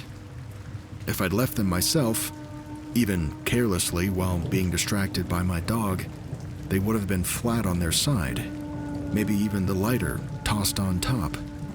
They would definitely never be balanced upright the way they were. And the strangest part about all of this is that the desk was, of course, completely clear when I checked it earlier. There was not a single sign of the cigarettes or the lighter on it before. But now, there they were. Almost like they'd been set out for me, saying, "Hey, don't forget your smoke." I still have no explanation for this, but, I know what I saw. And not only that, but I know how impossible it is for me to have put them that way.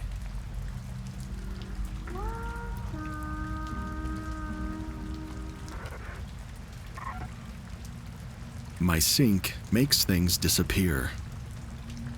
For some context here, I live in a student accommodation with a sink in my bedroom. It's directly next to my bed. Like, if I sat at the end of my bed, I could wash my hands or brush my teeth, which I don't, but I could. There's nothing much going on there besides my sink and my bed. When I'm not using it, I use the sink to store small things that I'm too lazy to put away directly. So for example, if I'm in bed and I eat some candy, I'll just toss the wrappers in there for when I actually get up, and then I'll throw them away.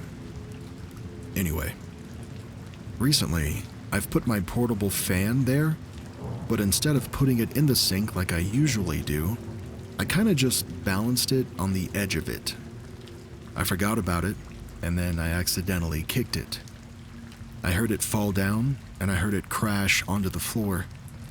Because of this, I immediately get up to look for it, but it was gone. I looked everywhere, behind the sink, under my bed. I moved the furniture, and it was just genuinely nowhere. I had to admit defeat, and I just shrugged it off. But yesterday, the same thing happened with an eraser. I placed it on the edge of the sink, I forgot about it, and then it fell down when I was doing whatever. I looked for it the same way, although the eraser's a little bit smaller, so I checked my sheets, I moved my bed around, and it's just gone. I really don't get it. Like, where the heck can it be? It's a small bedroom. Besides the bed and the sink, there's really not much. The eraser, I can understand misplacing, but an entire fan? Come on now.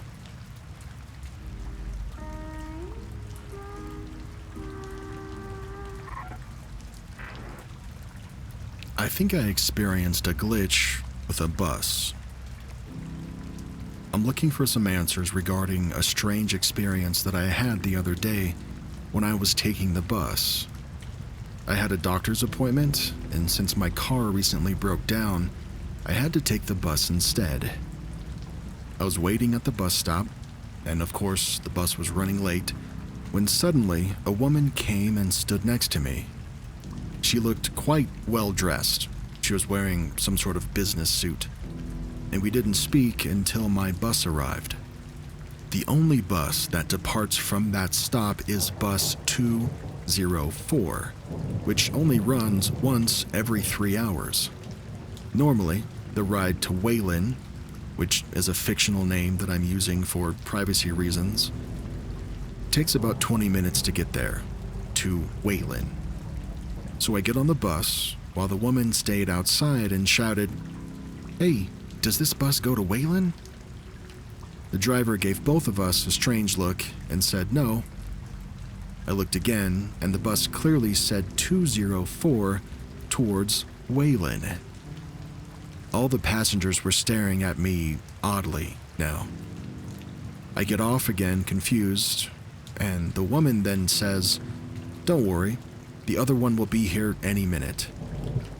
I checked the schedule, and there were no other buses coming anytime soon. But sure enough, bus 204 arrived less than half a minute later. It didn't say Wayland on the sign, but it did say 204. I hesitated a little bit, confused, and then I got on. The bus was completely packed. There were exactly 2 free seats, one for the woman in the suit and one for me. I asked her if she was sure this bus went to Wayland. She says yes, and then we set off. She only stayed on for one stop before getting off again. The bus then drove in circles for about an hour, out of town and then back again. And people got on and off until eventually I was the only passenger left. After that, it circled around town for a couple more minutes before the bus finally made it to Wayland. During this, nobody got on or off. The woman in the suit herself didn't even go to Wayland, even though she was the one who asked the driver about it earlier.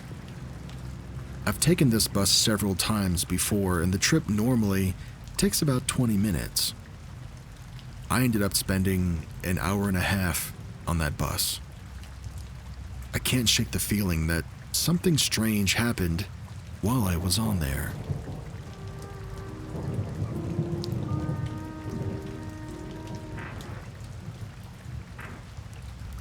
A very boring glitch that I cannot stop thinking about. This whole thing revolves around a single carton of milk. I hardly use milk at all. I don't drink tea or coffee, just the occasional protein shake or a bowl of cereal. Last night, I had some cereal, and I noticed that we only had one carton of milk left in the fridge, and it was barely a third of the way full. I remember thinking, when's my mom going to buy more? Should I go to the store tomorrow? It wasn't urgent, but, for some reason that thought still stuck in my head. Well, fast forward to today at 5 p.m. I decide to have another bowl of cereal. I open the fridge, and there's the same single carton of milk, now even emptier. I lift it just to feel the weight of it, and it's definitely low. I check the whole fridge, and there's no other milk in there. I made a mental note because my mom and her boyfriend go through milk constantly. If I finished the last of it, they for sure would be annoyed. But cereal comes first, so I used a little bit, and then I set the carton back with just a tiny splash left. Maybe enough for one drink. 2 hours pass. My mom and her boyfriend had been asleep the entire time. They'd only just woken up. I go back to the fridge while my mom is in the kitchen, and suddenly, there are now 2 full cartons of milk.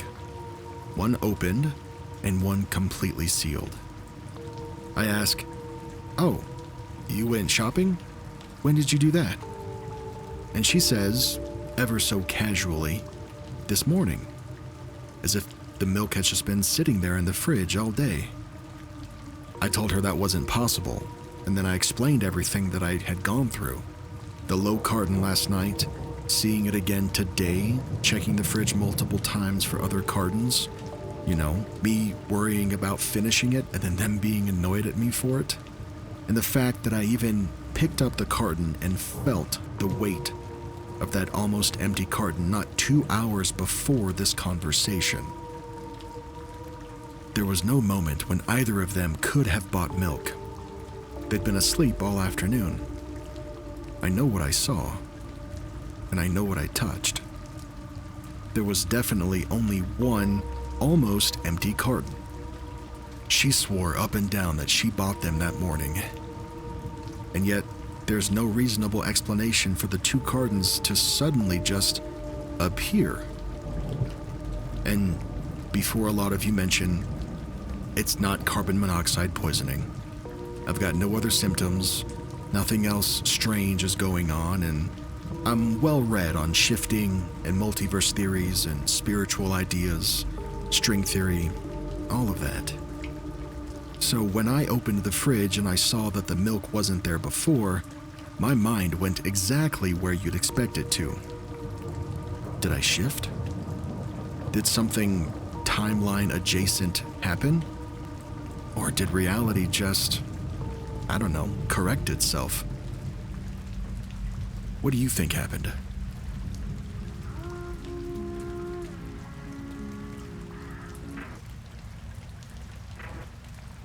The train that never arrived.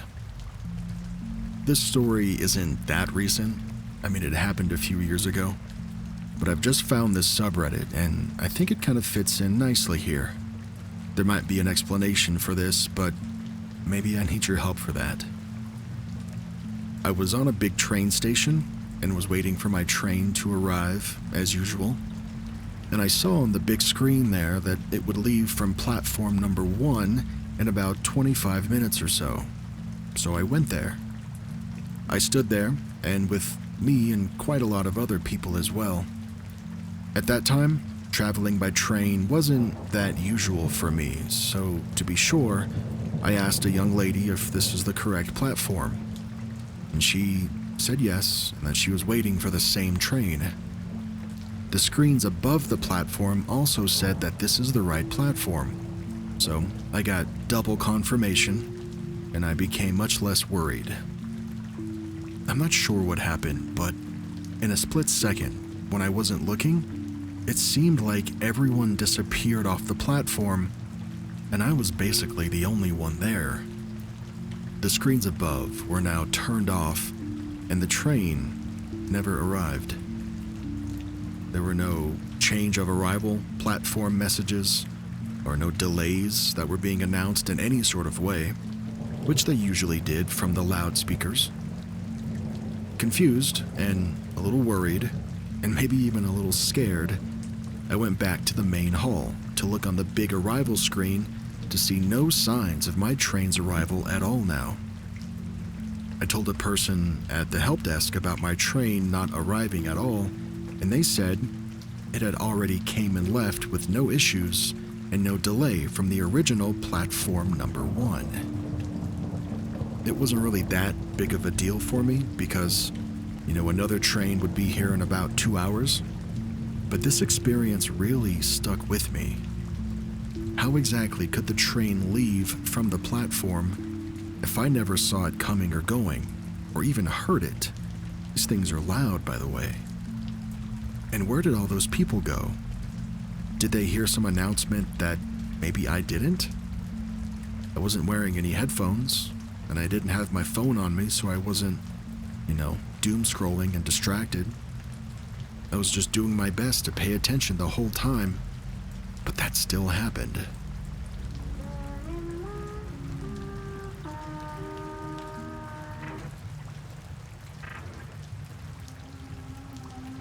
In 1972, a group of researchers in Toronto, Canada, gathered around a table to investigate something unusual. They wanted to know whether people could make contact with a spirit on command. They weren't going to go to any places like a haunted house that you might think. There were no graveyards in their agenda, no tragic death sites. They were simply sat in a plain room around a wooden table with a group of volunteers. They called the spirit that they were summoning Philip. Now, during early sessions, nothing happened. Volunteers placed their hands on the table and asked questions, and they waited. And they repeated the sessions week after week. For the researchers, it started to feel routine, almost boring. But the group stayed consistent because they believed that patience mattered.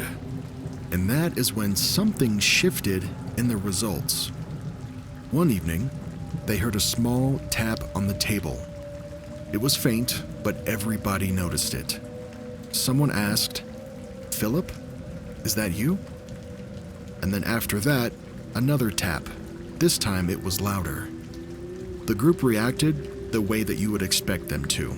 They were surprised, they were a little confused, but also excited. In later sessions, the taps became more coordinated. When a question that was asked to Philip required a yes, a single knock responded. But when the answer was no, there was silence. Over time, the group felt like they had established a system for every new round of volunteers that would come after.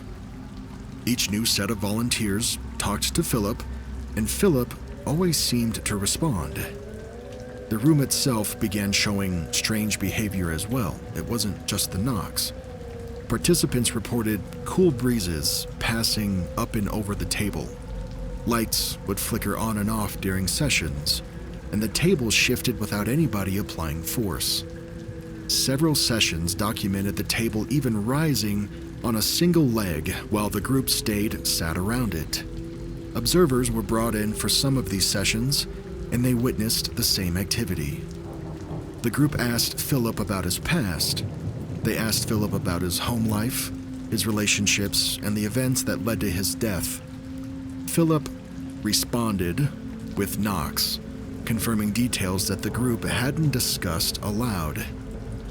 Every session gave them more confidence that they were interacting with something outside of themselves, something intelligent, something spiritual. Now, participants would use words to describe the experience like emotional, life-changing, things like that. They genuinely could feel a presence in the room. The knocks came at all of the right moments. The table moved at the right times, and whatever Philip was, he felt responsive and consistent and aware of what was being asked of him. Outside the group, word started to spread. People were getting curious about how a ghost chose to appear in such a controlled environment. Now, there was no tragedy that was tied to the room that these experiments were being conducted in. The building itself had no history, no reports of hauntings. However, the knock patterns and the table movements kept happening. And many who watched the footage of these experiments, of the sessions, didn't know what to make of it, because none of it was fitting the usual ghost story formula. The group documented everything. There were audio recordings, session notes, measurements, and the researchers remained careful about their environment. They wanted to make sure the results were real and not the product of, loud pipes or building creaks or some other mechanical issue that could be explained away. As these experimental sessions continued, the spirit, Philip, started being even more active. The table sometimes would slide across the floor. During one session, in particular, the table appeared to lurch towards a participant when they asked a question that he didn't like. The group said the movement felt very intentional. But then comes the part of the story that changes everything. What the researchers knew that none of these other volunteers knew was that Philip never existed. Philip's entire backstory, his birth, his family, his doomed romance, and his tragic death were all created by the researchers before the sessions began. They wrote his biography themselves, and they agreed on every detail, and then they sat down to, quote, contact him. These Toronto researchers invented a ghost, and something answered anyway. Now, the genuine goal of the experiment was designed to see whether a group, through belief and focus, could actually create what looked like paranormal activity. They wanted to know whether the human mind could generate the same table knocks and the same cold breezes that people normally blame on spirits. And their results kind of forced them into a strange position. Either the group unknowingly caused all of the knocking and the movement through subconscious muscle activity, or they actually invented a ghost somehow and it manifested as a real presence. Neither answer makes the story less strange. Now, when the news of this experiment spread and its hidden agenda, people debated what it meant. Skeptics started to argue that the volunteers were simply moving the table without realizing it. Supporters countered that with some sessions produced upward force measured by instruments, not downward pressure from hands. And if you get onto Reddit and see what the people are saying about it, they're still arguing about it today. It's Reddit, so they're gonna argue. Some of them call it proof that seances are purely psychological. And of course, others think that the group opened a door that nobody really meant to. But the big question is always the same. If a ghost responds to questions about a life that never happened, what is that? The Philip experiment didn't prove the existence of spirits. I don't think that's what they were trying to do with this. But it also didn't disprove them either. I think what it really did was that it showed something a lot harder to categorize. It showed that groups sharing a belief can produce physical effects that they can't easily explain. Maybe it was psychology. Maybe something answered that wasn't Philip at all. Maybe somebody opened a door and a spirit came through it that just claimed to be Philip. Either way, the experiment remains one of the most unsettling studies ever attempted because it challenges the foundation of every single ghost story we've ever heard. If you can invent a spirit on a piece of paper and still communicate with it through physical knocks and cold bursts of air and table movements, then where do ghosts actually come from? Are we contacting the dead? Or are we manifesting something into existence because we want it to be there so bad?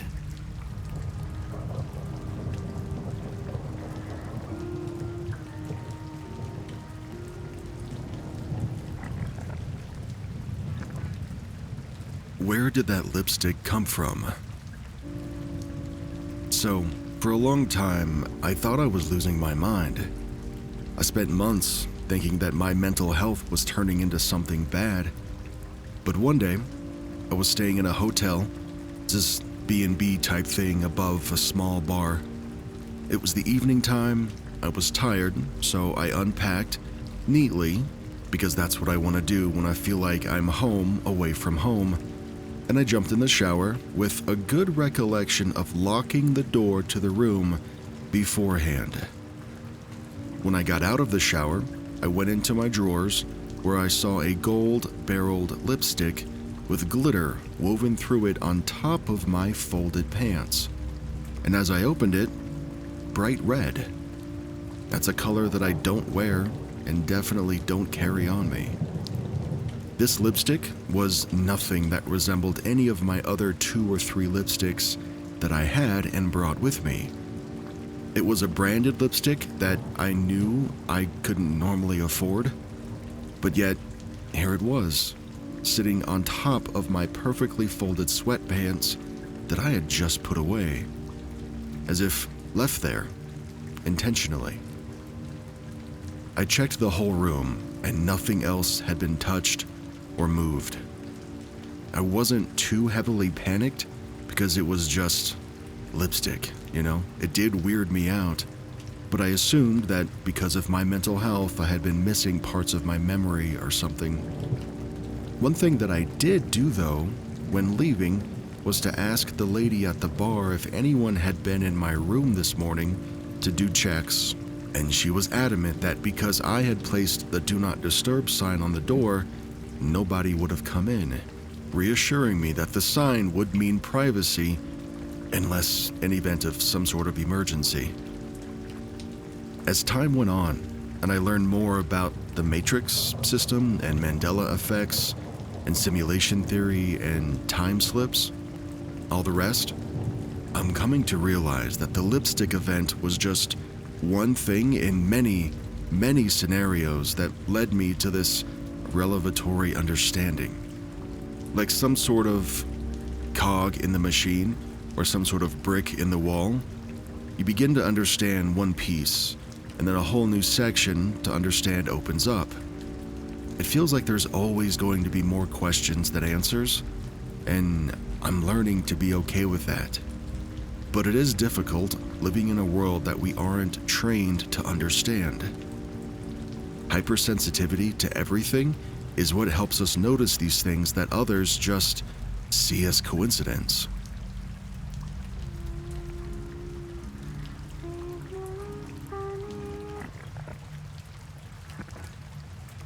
A small glitch, but still so puzzling. We have a relatively new refrigerator. We only got it about 2 years ago. The front is brushed stainless, and the sides are metal with a kind of plasticky coating. I have several fridge magnets stuck to the side. Well, about 6 months ago, I pulled one of the magnets off while cleaning, and about a 1/2-inch piece by 1/4-inch piece of the outer coating came with one of the magnets, leaving a patch of just bare metal underneath. I was annoyed because the refrigerator was still pretty new, but hey, what can you do? I complained about it to my husband, and he remembers seeing the bare spot too. I put a magnet back over it so I wouldn't have to see that bare spot all the time. But every time I cleaned, I would remove the magnets, and of course the bare spot would still be there, and it still annoyed me. A couple of weeks ago, when I removed one of the magnets again, all of a sudden the bare spot is gone. And there's no cracks in the coating. It looks perfect. It looks brand new. How did that fridge repair itself like that? My husband and I joke that we have a fridge poltergeist because the door suddenly has mysterious dents that neither of us remember causing. Also, we replaced the fridge, which came with the house but was also fairly new, because the shelves inside had a habit of just suddenly collapsing, which would of course cause an avalanche of food to fall all over the floor. I mean, I've had a lot of fridges in my time, and I've never had that problem before. You know, now that I think about it and type this out, that fridge was also prone to mysterious dents. I can accept that we somehow caused the dents without noticing, but I can't explain that self-repairing coating on the side. Can you? And if the explanation is that I just jumped timelines, then my question is, why in the heck did I pick one where the only noticeable change is that our current president is still the president?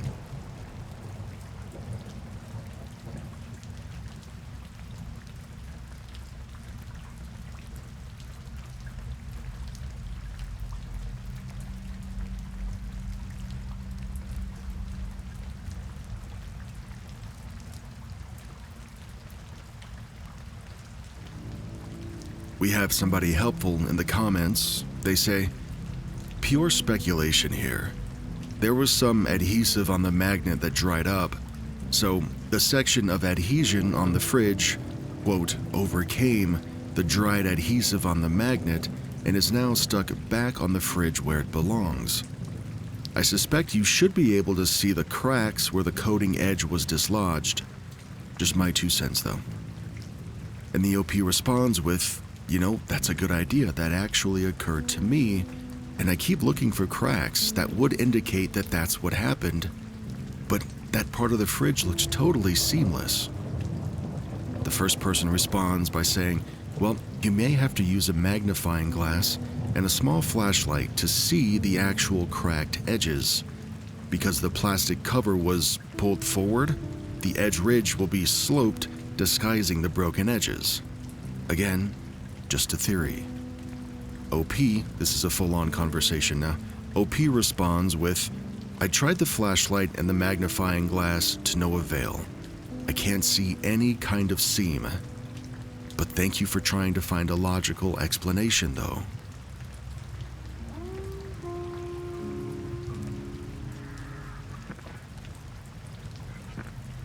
Time slip in the woods near an obelisk.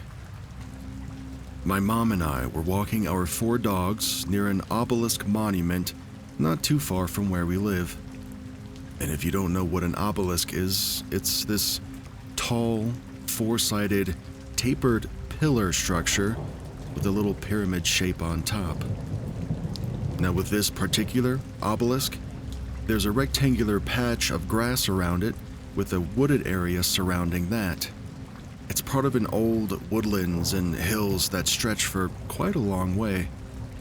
It was autumn, but not that cold.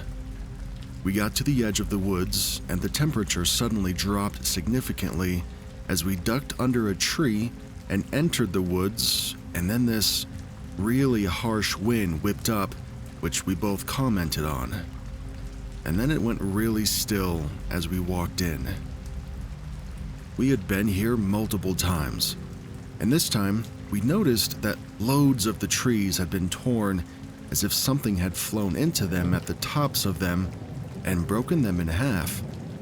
Branches at the tops of the trees were bent over and hanging down like freshly broken.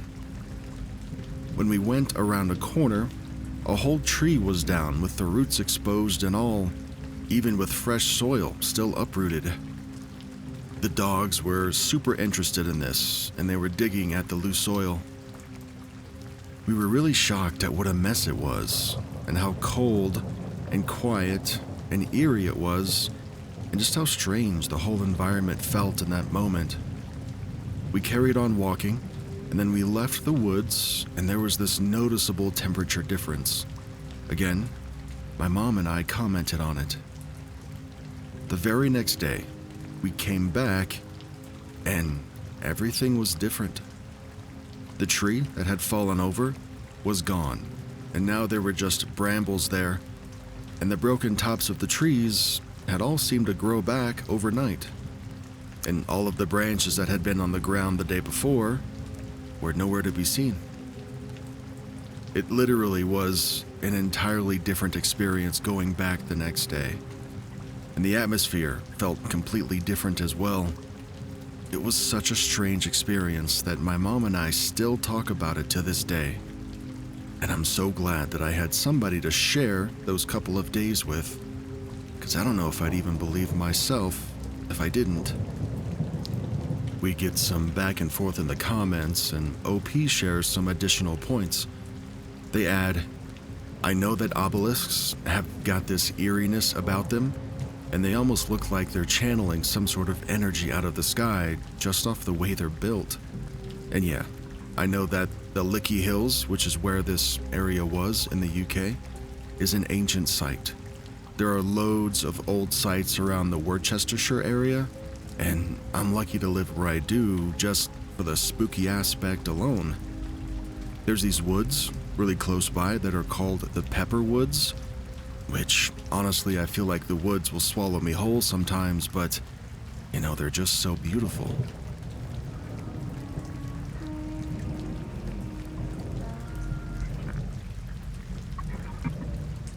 A first for me. It happened at university.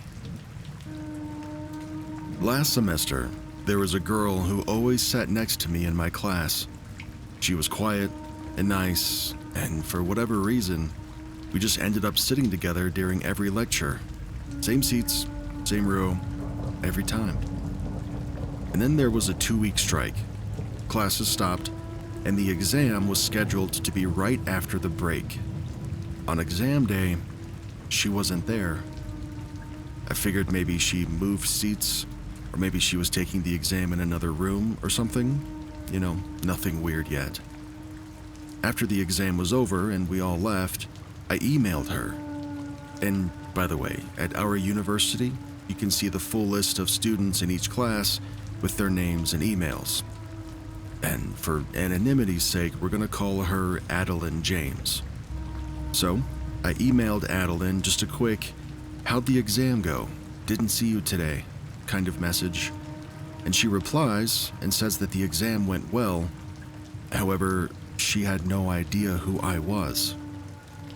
I replied back, "I'm the girl that you sit next to, in the back." And then she replies, "That can't be right. I always sit in the front of the class." Now that already felt off, because I sit all the way in the back, and I know exactly who's around me.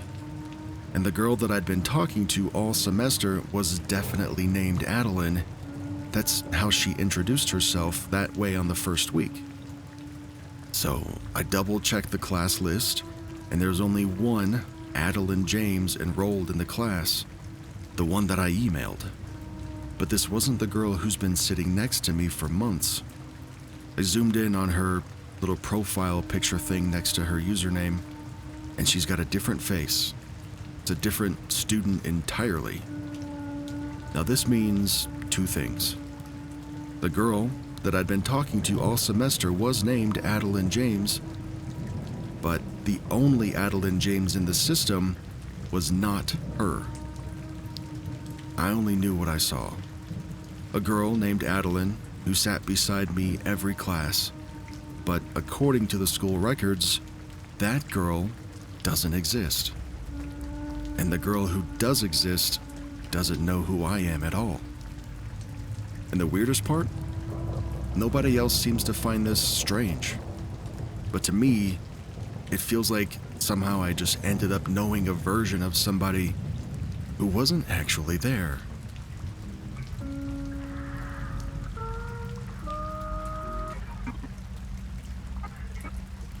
Central Market glitch.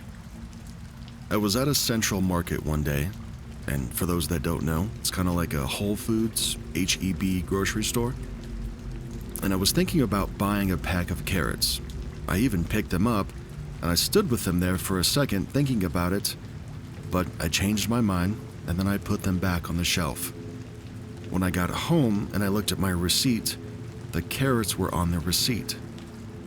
I shrugged it off though. I mean, they're not expensive.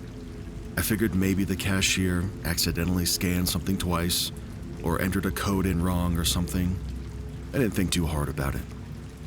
A couple of weeks later, I'm back at Central Market, and this time, I'm thinking about buying a baguette. I held it for a moment, and once again, I decided I don't actually want this, so I put it back. And guess what? The baguette showed up on my receipt after I double-checked it when I got home. Now, at this point, I know Central Market isn't one of those stores with hidden sensors that scan whatever you touch, or, remove from the shelves at least. They're just normal checkouts, nothing fancy. So now, I'm stuck with the only things that I actually know. I picked up 2 items on 2 separate trips. I decided not to buy either of them both times and put them back. However, they still appeared on my receipt. That's the pattern. Next time, I'll be sure to read the receipt before I leave. Or at least, definitely make a decision before picking anything up. Somebody in the comments sums it up pretty neatly. They say, "It's like your trip to the store was previously scripted, but you improvised, and the store didn't have a receipt for your improvised performance."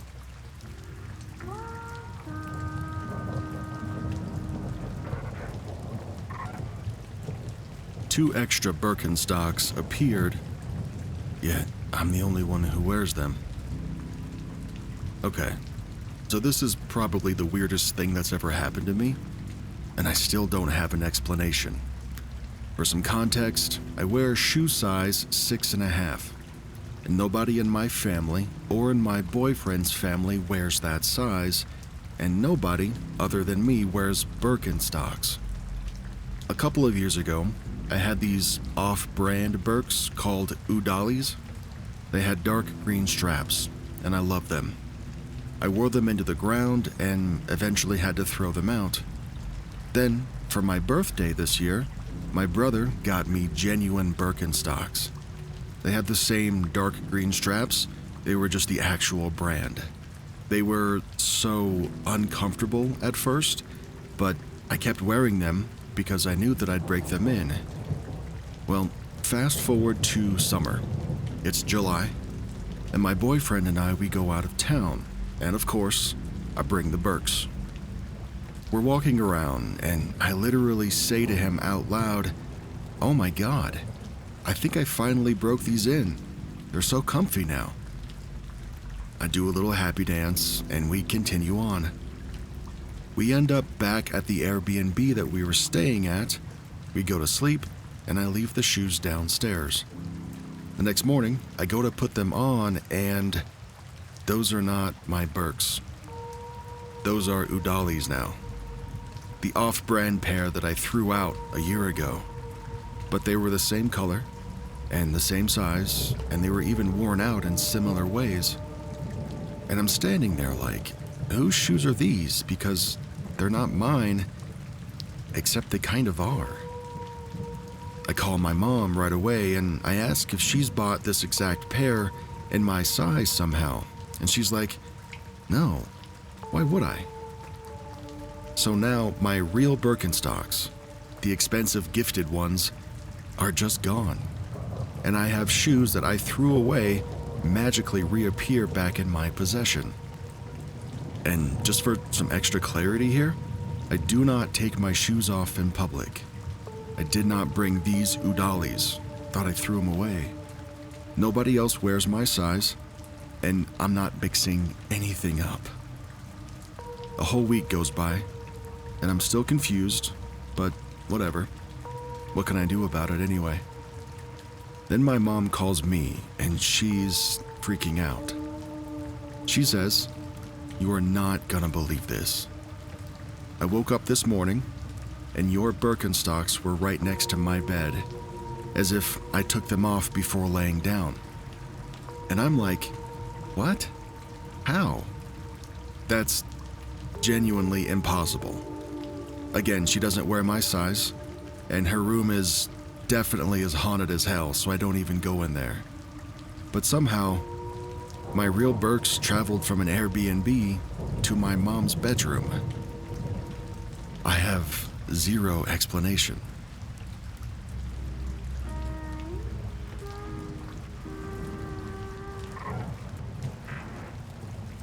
Reappearing car. I've always joked with my brother that we're living in the Matrix, but this is the first time something actually made me stop and go, okay, but seriously, how? I ride a motorcycle to work, and at 41, I am extremely alert on the road. I pay attention to everything, especially bad drivers. The worse the driver is, the more I track them. I'd like to make it to 42. I pull up behind this silver Honda Jazz, and right away it stands out because it looks like it's been through a war. Every panel was dented up, one of the taillights was out, and, which is weird for the UK, it had a square rear number plate. Super distinctive. There was no mistaking this thing. The driver also turned out to be exactly the kind of person who would drive a car shaped like a crumpled soda can. They were erratic, unpredictable, and the kind of driver I absolutely hate riding behind. Eventually, we reach a roundabout. I went straight, and this car turned left. I literally said out loud, inside my helmet, "Thank God that car's gone." I accelerated, happy to have some distance. And then, at the next junction, about a mile down the road, I pulled up behind that same exact car. And I swear, it wasn't just a similar model. It had the same dents. The same taillight was out too. Had that same weird square plate. All of it. Now here's the part that makes the whole thing impossible. The road that they took and the road that I took split off in completely different directions. There are 0 connecting roads between theirs and mine, and even if there were, I was on a bike. There's no physical way that they could have beaten me to that next junction. But somehow, I'm staring at that exact same car again. So I just sit there at the light thinking, no, man, this literally cannot be the same car. Only it is. Even now, a month later, I still can't explain it. It's one of the only things that's ever genuinely made me feel like something in reality didn't quite line up.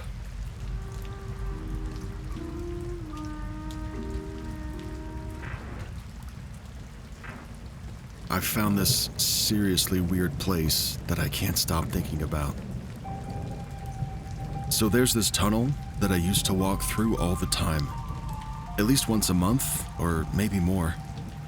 And right near the exit of the tunnel, there's this one spot where the artificial lights inside mix with the daylight from outside, so it's a bit brighter than the rest. When I was around 12, something weird happened there. Something I didn't think about for years. And then one day, way later, I suddenly remembered it right as I was approaching that exact same spot. I basically thought, oh yeah, that was strange. And then I kept walking. What happened was there was this beggar sitting in that spot when I walked up, which is normal. People use that tunnel a lot. But this guy didn't look like, what you might expect. He was kneeling on a piece of cardboard with a metal box full of money in front of him, but his clothes were different. Not like costumey exactly, but almost like something you'd see a young person cosplaying at some convention if they were doing like a modern day elf or something. Just oddly styled. And his face, he looked my age at the time, maybe 20. He had short blonde hair, skin like porcelain, and eyes that were so blue they didn't look real. He was just beautiful in a way that didn't fit the setting at all. And I remember thinking, you're out here asking for money? Have you ever tried modeling? But at the same time, I had this weird feeling like I wasn't supposed to be there. Like standing in front of him felt holy somehow. Not religious, just a little different.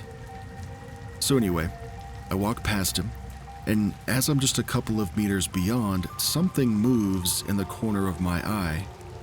I turn around, and he's gone. And it's not like he just walked away quickly or moved behind somebody. I mean, he did not exist anymore. The cardboard that he was sitting on was still there, but there was no place to run to or to hide. The tunnel is just a straight line, and I was close enough to basically see the moment he vanished. That alone was strange enough, but that wasn't the first time something like that happened in this tunnel. When I was 12, at that exact same spot, there was a man standing there who honestly scared me. Not because he was disabled. I mean, I'm disabled myself. I don't discriminate. But because his face just looked wrong. Like his skin was sliding off the bone. I asked my mom what was wrong with him, and she said that he was probably just sick. But even I could tell she didn't mean that. She wouldn't look at him directly for very long. We passed him. I saw some movement again out of the corner of my eye. I turned around, and he's gone. This is the exact same situation. The tunnel again has nowhere to escape to. There's nobody else nearby close enough to block him. He's just gone. So I asked my mom where he went, and she looked back and she looked scared, honestly. And then she just told me that he ran off. But she didn't sound that confident. Years later, when I was 20, I brought it up with her again, and that's when she finally admits the truth. She says he didn't look sick at all. He just looked wrong, like somebody smeared a freshly printed image of a human. And no, he didn't run off anywhere.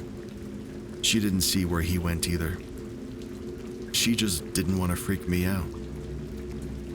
Now you can ignore the childhood memory if you want. I know memories from that age are sometimes questionable, but the second instance that I had when I was older, the one with the beautiful young man that I saw when I was 20, I saw the moment he vanished. And it was right after I randomly remembered the first encounter in that tunnel at that exact same spot. I've walked that tunnel hundreds of times, and I've only ever seen disappearances happen there.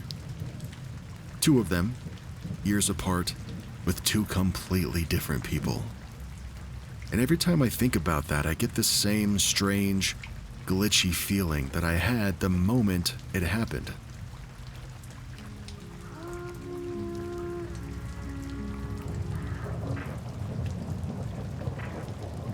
Cat's toy disappeared. My cat has a bird toy on a string that he loves. The bird is about 15 centimeters tall and maybe 10 centimeters wide, so it's not tiny. We play on the love seat, and only when he's eating, he'll eat a bit, jump up on the couch and play with his toy for a while, and then gets down to eat a little bit more, and repeat. We've played like this for years, and he always leaves the toy on the couch. While he eats, I scroll through Twitter or whatever, because it's only maybe 30 seconds between playing. I live in a bachelor apartment, so the main space we're in is probably 5 or 6 meters by 4 or 5 meters. Also, not huge. Last night, we're doing the usual. He gets down, I'm looking at Twitter, he gets back up. Only this time, the toy isn't on the seat. I move him because, well, he must be sitting on it. But no. I check on the floor. It's still not there. I look between the cushions, and nope. I eventually get all the way up, and I take the cushions off of the couch entirely. Still no. I lift the couch and look underneath it. Still no. I look around where he eats. Still no. I'm so confused and a bit weirded out. I spend the next 25 minutes absolutely tearing the room apart. And I mean it. I'm looking in places that I would have had to physically put the toy in, just hoping to find it. I turn on all the lamps in the room, and even the big light at the top, and I look under the couch, and I take the cushions off maybe 5 different times. I take the mattress off the bed, I take the sheets off the bed. Still no. I look in the kitchen, even though neither of us went in there. You know, I'm checking literally every possible nook and cranny, and this toy is just gone. I spent another 20 minutes or so this morning doing the same thing, and still nothing. My apartment is tidy, so it's not like it's hiding a big mess or anything. I had a moment of genuine panic thinking that I either had some sort of severe break with reality, which would be weird because I'm 38 and this is the first time that's ever happened, or something literally unbelievable happened. I don't know whether to check in a mental hospital or what. Also, for about 5 or 10 minutes after it disappeared, I had this slight headache, though, of course, that might be unrelated. Anyway, I thought I'd share this here with you. I'm totally freaked out because either the nature of reality is not what I've believed it to be, or I've had some kind of psychotic break.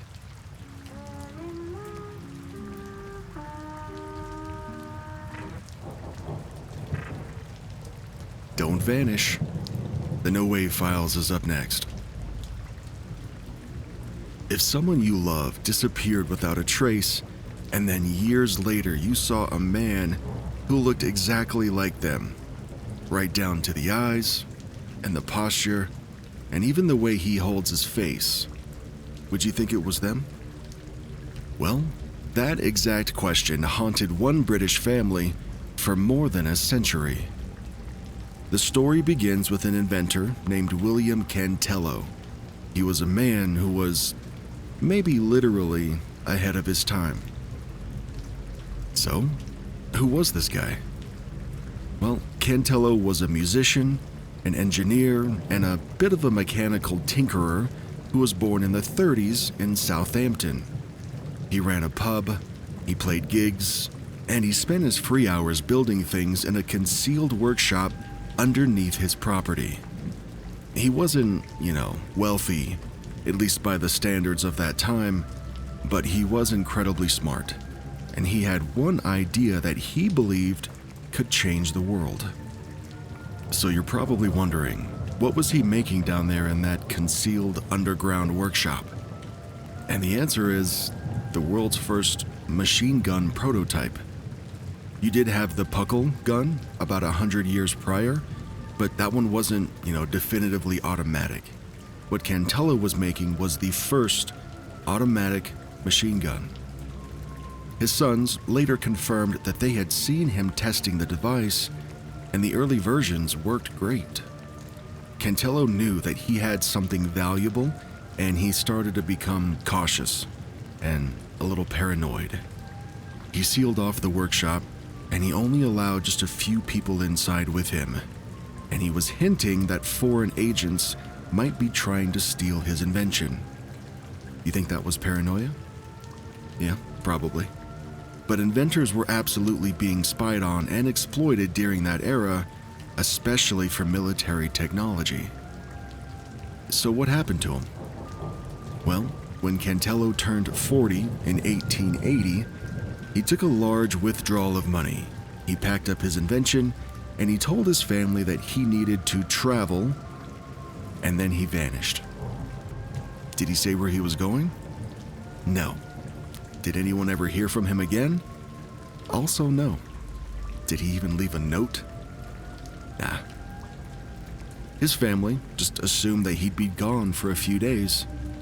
But then a few months passed, and eventually, they had to accept that he wasn't coming home.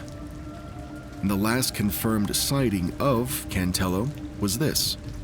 A witness claimed that they saw him boarding a ship called the Victory. But even that detail is fuzzy. There are no surviving passenger lists of this ship, and no statement from the ship's company. There's nothing concrete to go off of. As far as Cantello's friends and family and the rest of the world is concerned, he just didn't exist anymore. Years later, though, this is where things get weird, the Cantello family stumbled upon a photograph in an American newspaper. It showed a man named Hiram Maxim. He was the inventor, demonstrating a new rapid-fire gun that he had been developing. Now, the family stared at this image, and the resemblance was more than uncanny. Was it possible that their missing father had simply changed his name, moved to America, and became a famous inventor there? That question shook them hard enough that they actually traveled to America themselves to meet Maxim. Now, who's this Maxim guy? He's a successful inventor. He's credited as the inventor of the Maxim gun, which went on to become the world's first portable machine gun adopted by militaries. His weapon looked a lot like Cantello's design. Now, when Cantello's sons finally met Maxim and confronted him, they told him straight to his face, "We think you're our father."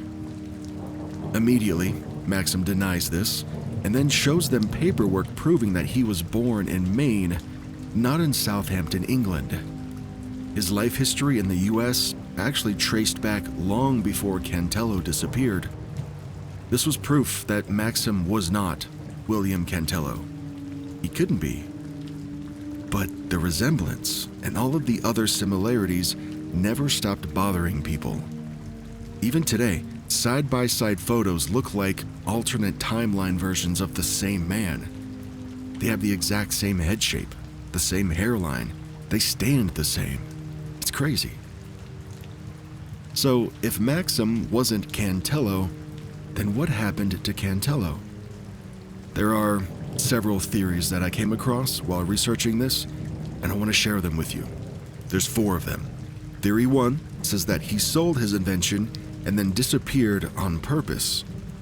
He took out a huge chunk of money out of the bank before leaving. That detail really matters. People in the 1880s didn't travel with that kind of cash unless they had a plan. Maybe he made a private deal.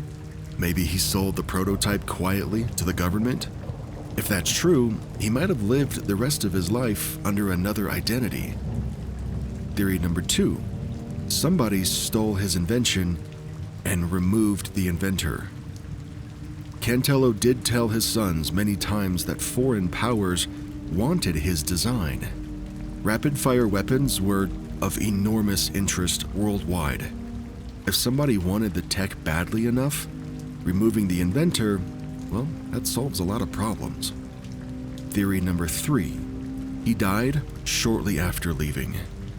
This is probably the simplest explanation, but it's also the hardest to prove. If he died overseas, or even under another name, his family probably never received the notice. And finally, theory number 4, Maxim and Cantello invented similar weapons independently. History is full of, quote, simultaneous discoveries, where 2 inventors solve the same problem at the same time. I mean, in more modern times we see it with movies more often than not. Do you remember when No Strings Attached and Just Friends came out at the same time? Or even when A Bug's Life and Ants came out at the same time too? In a world full of people with creative ideas and the resources to pull it all together, stuff like that is bound to happen eventually. Maxim had been experimenting with weapon mechanisms for years before launching his design. It's possible that the resemblance is coincidence, albeit eerie, but still coincidence. Now, each of these theories fits some facts, but also leaves out others, and that's why the story really stuck with me. On Reddit, the conversation leans towards 2 major camps. On one side, you've got people who think that Cantello was taken advantage of, and on the other side, you've got people who think that he staged his own vanishing. One Redditor said, "He looks exactly like Maxim. If I saw photos of both of these 2 men together, I'd think they were the same guy." Another one said, "This is what happens when inventors don't protect themselves. Somebody else ends up in the photographs." The biggest reactions, though, are always the same. And that's the question of how does someone disappear after inventing something so important? William Cantello left behind his family, a secret workshop, and an invention that he believed could change warfare forever. He also left behind a trail so thin that investigators today have nothing solid to grab onto. His body was never found. There were no confirmed travel records, no letters. Only a photograph of a stranger who looked just like him, holding a gun very similar to his own. Another reason why this story in particular sticks with me and why I wanted to share it with you was that because every answer that this story comes up with creates many new questions along with it. If Cantello did run away, why? If he was taken, then who took him? And if he died, well, where was he buried? The truth lies somewhere between Southampton and New York. One thing is clear though. A man with a revolutionary idea stepped out of his workshop one day, and he was never seen again.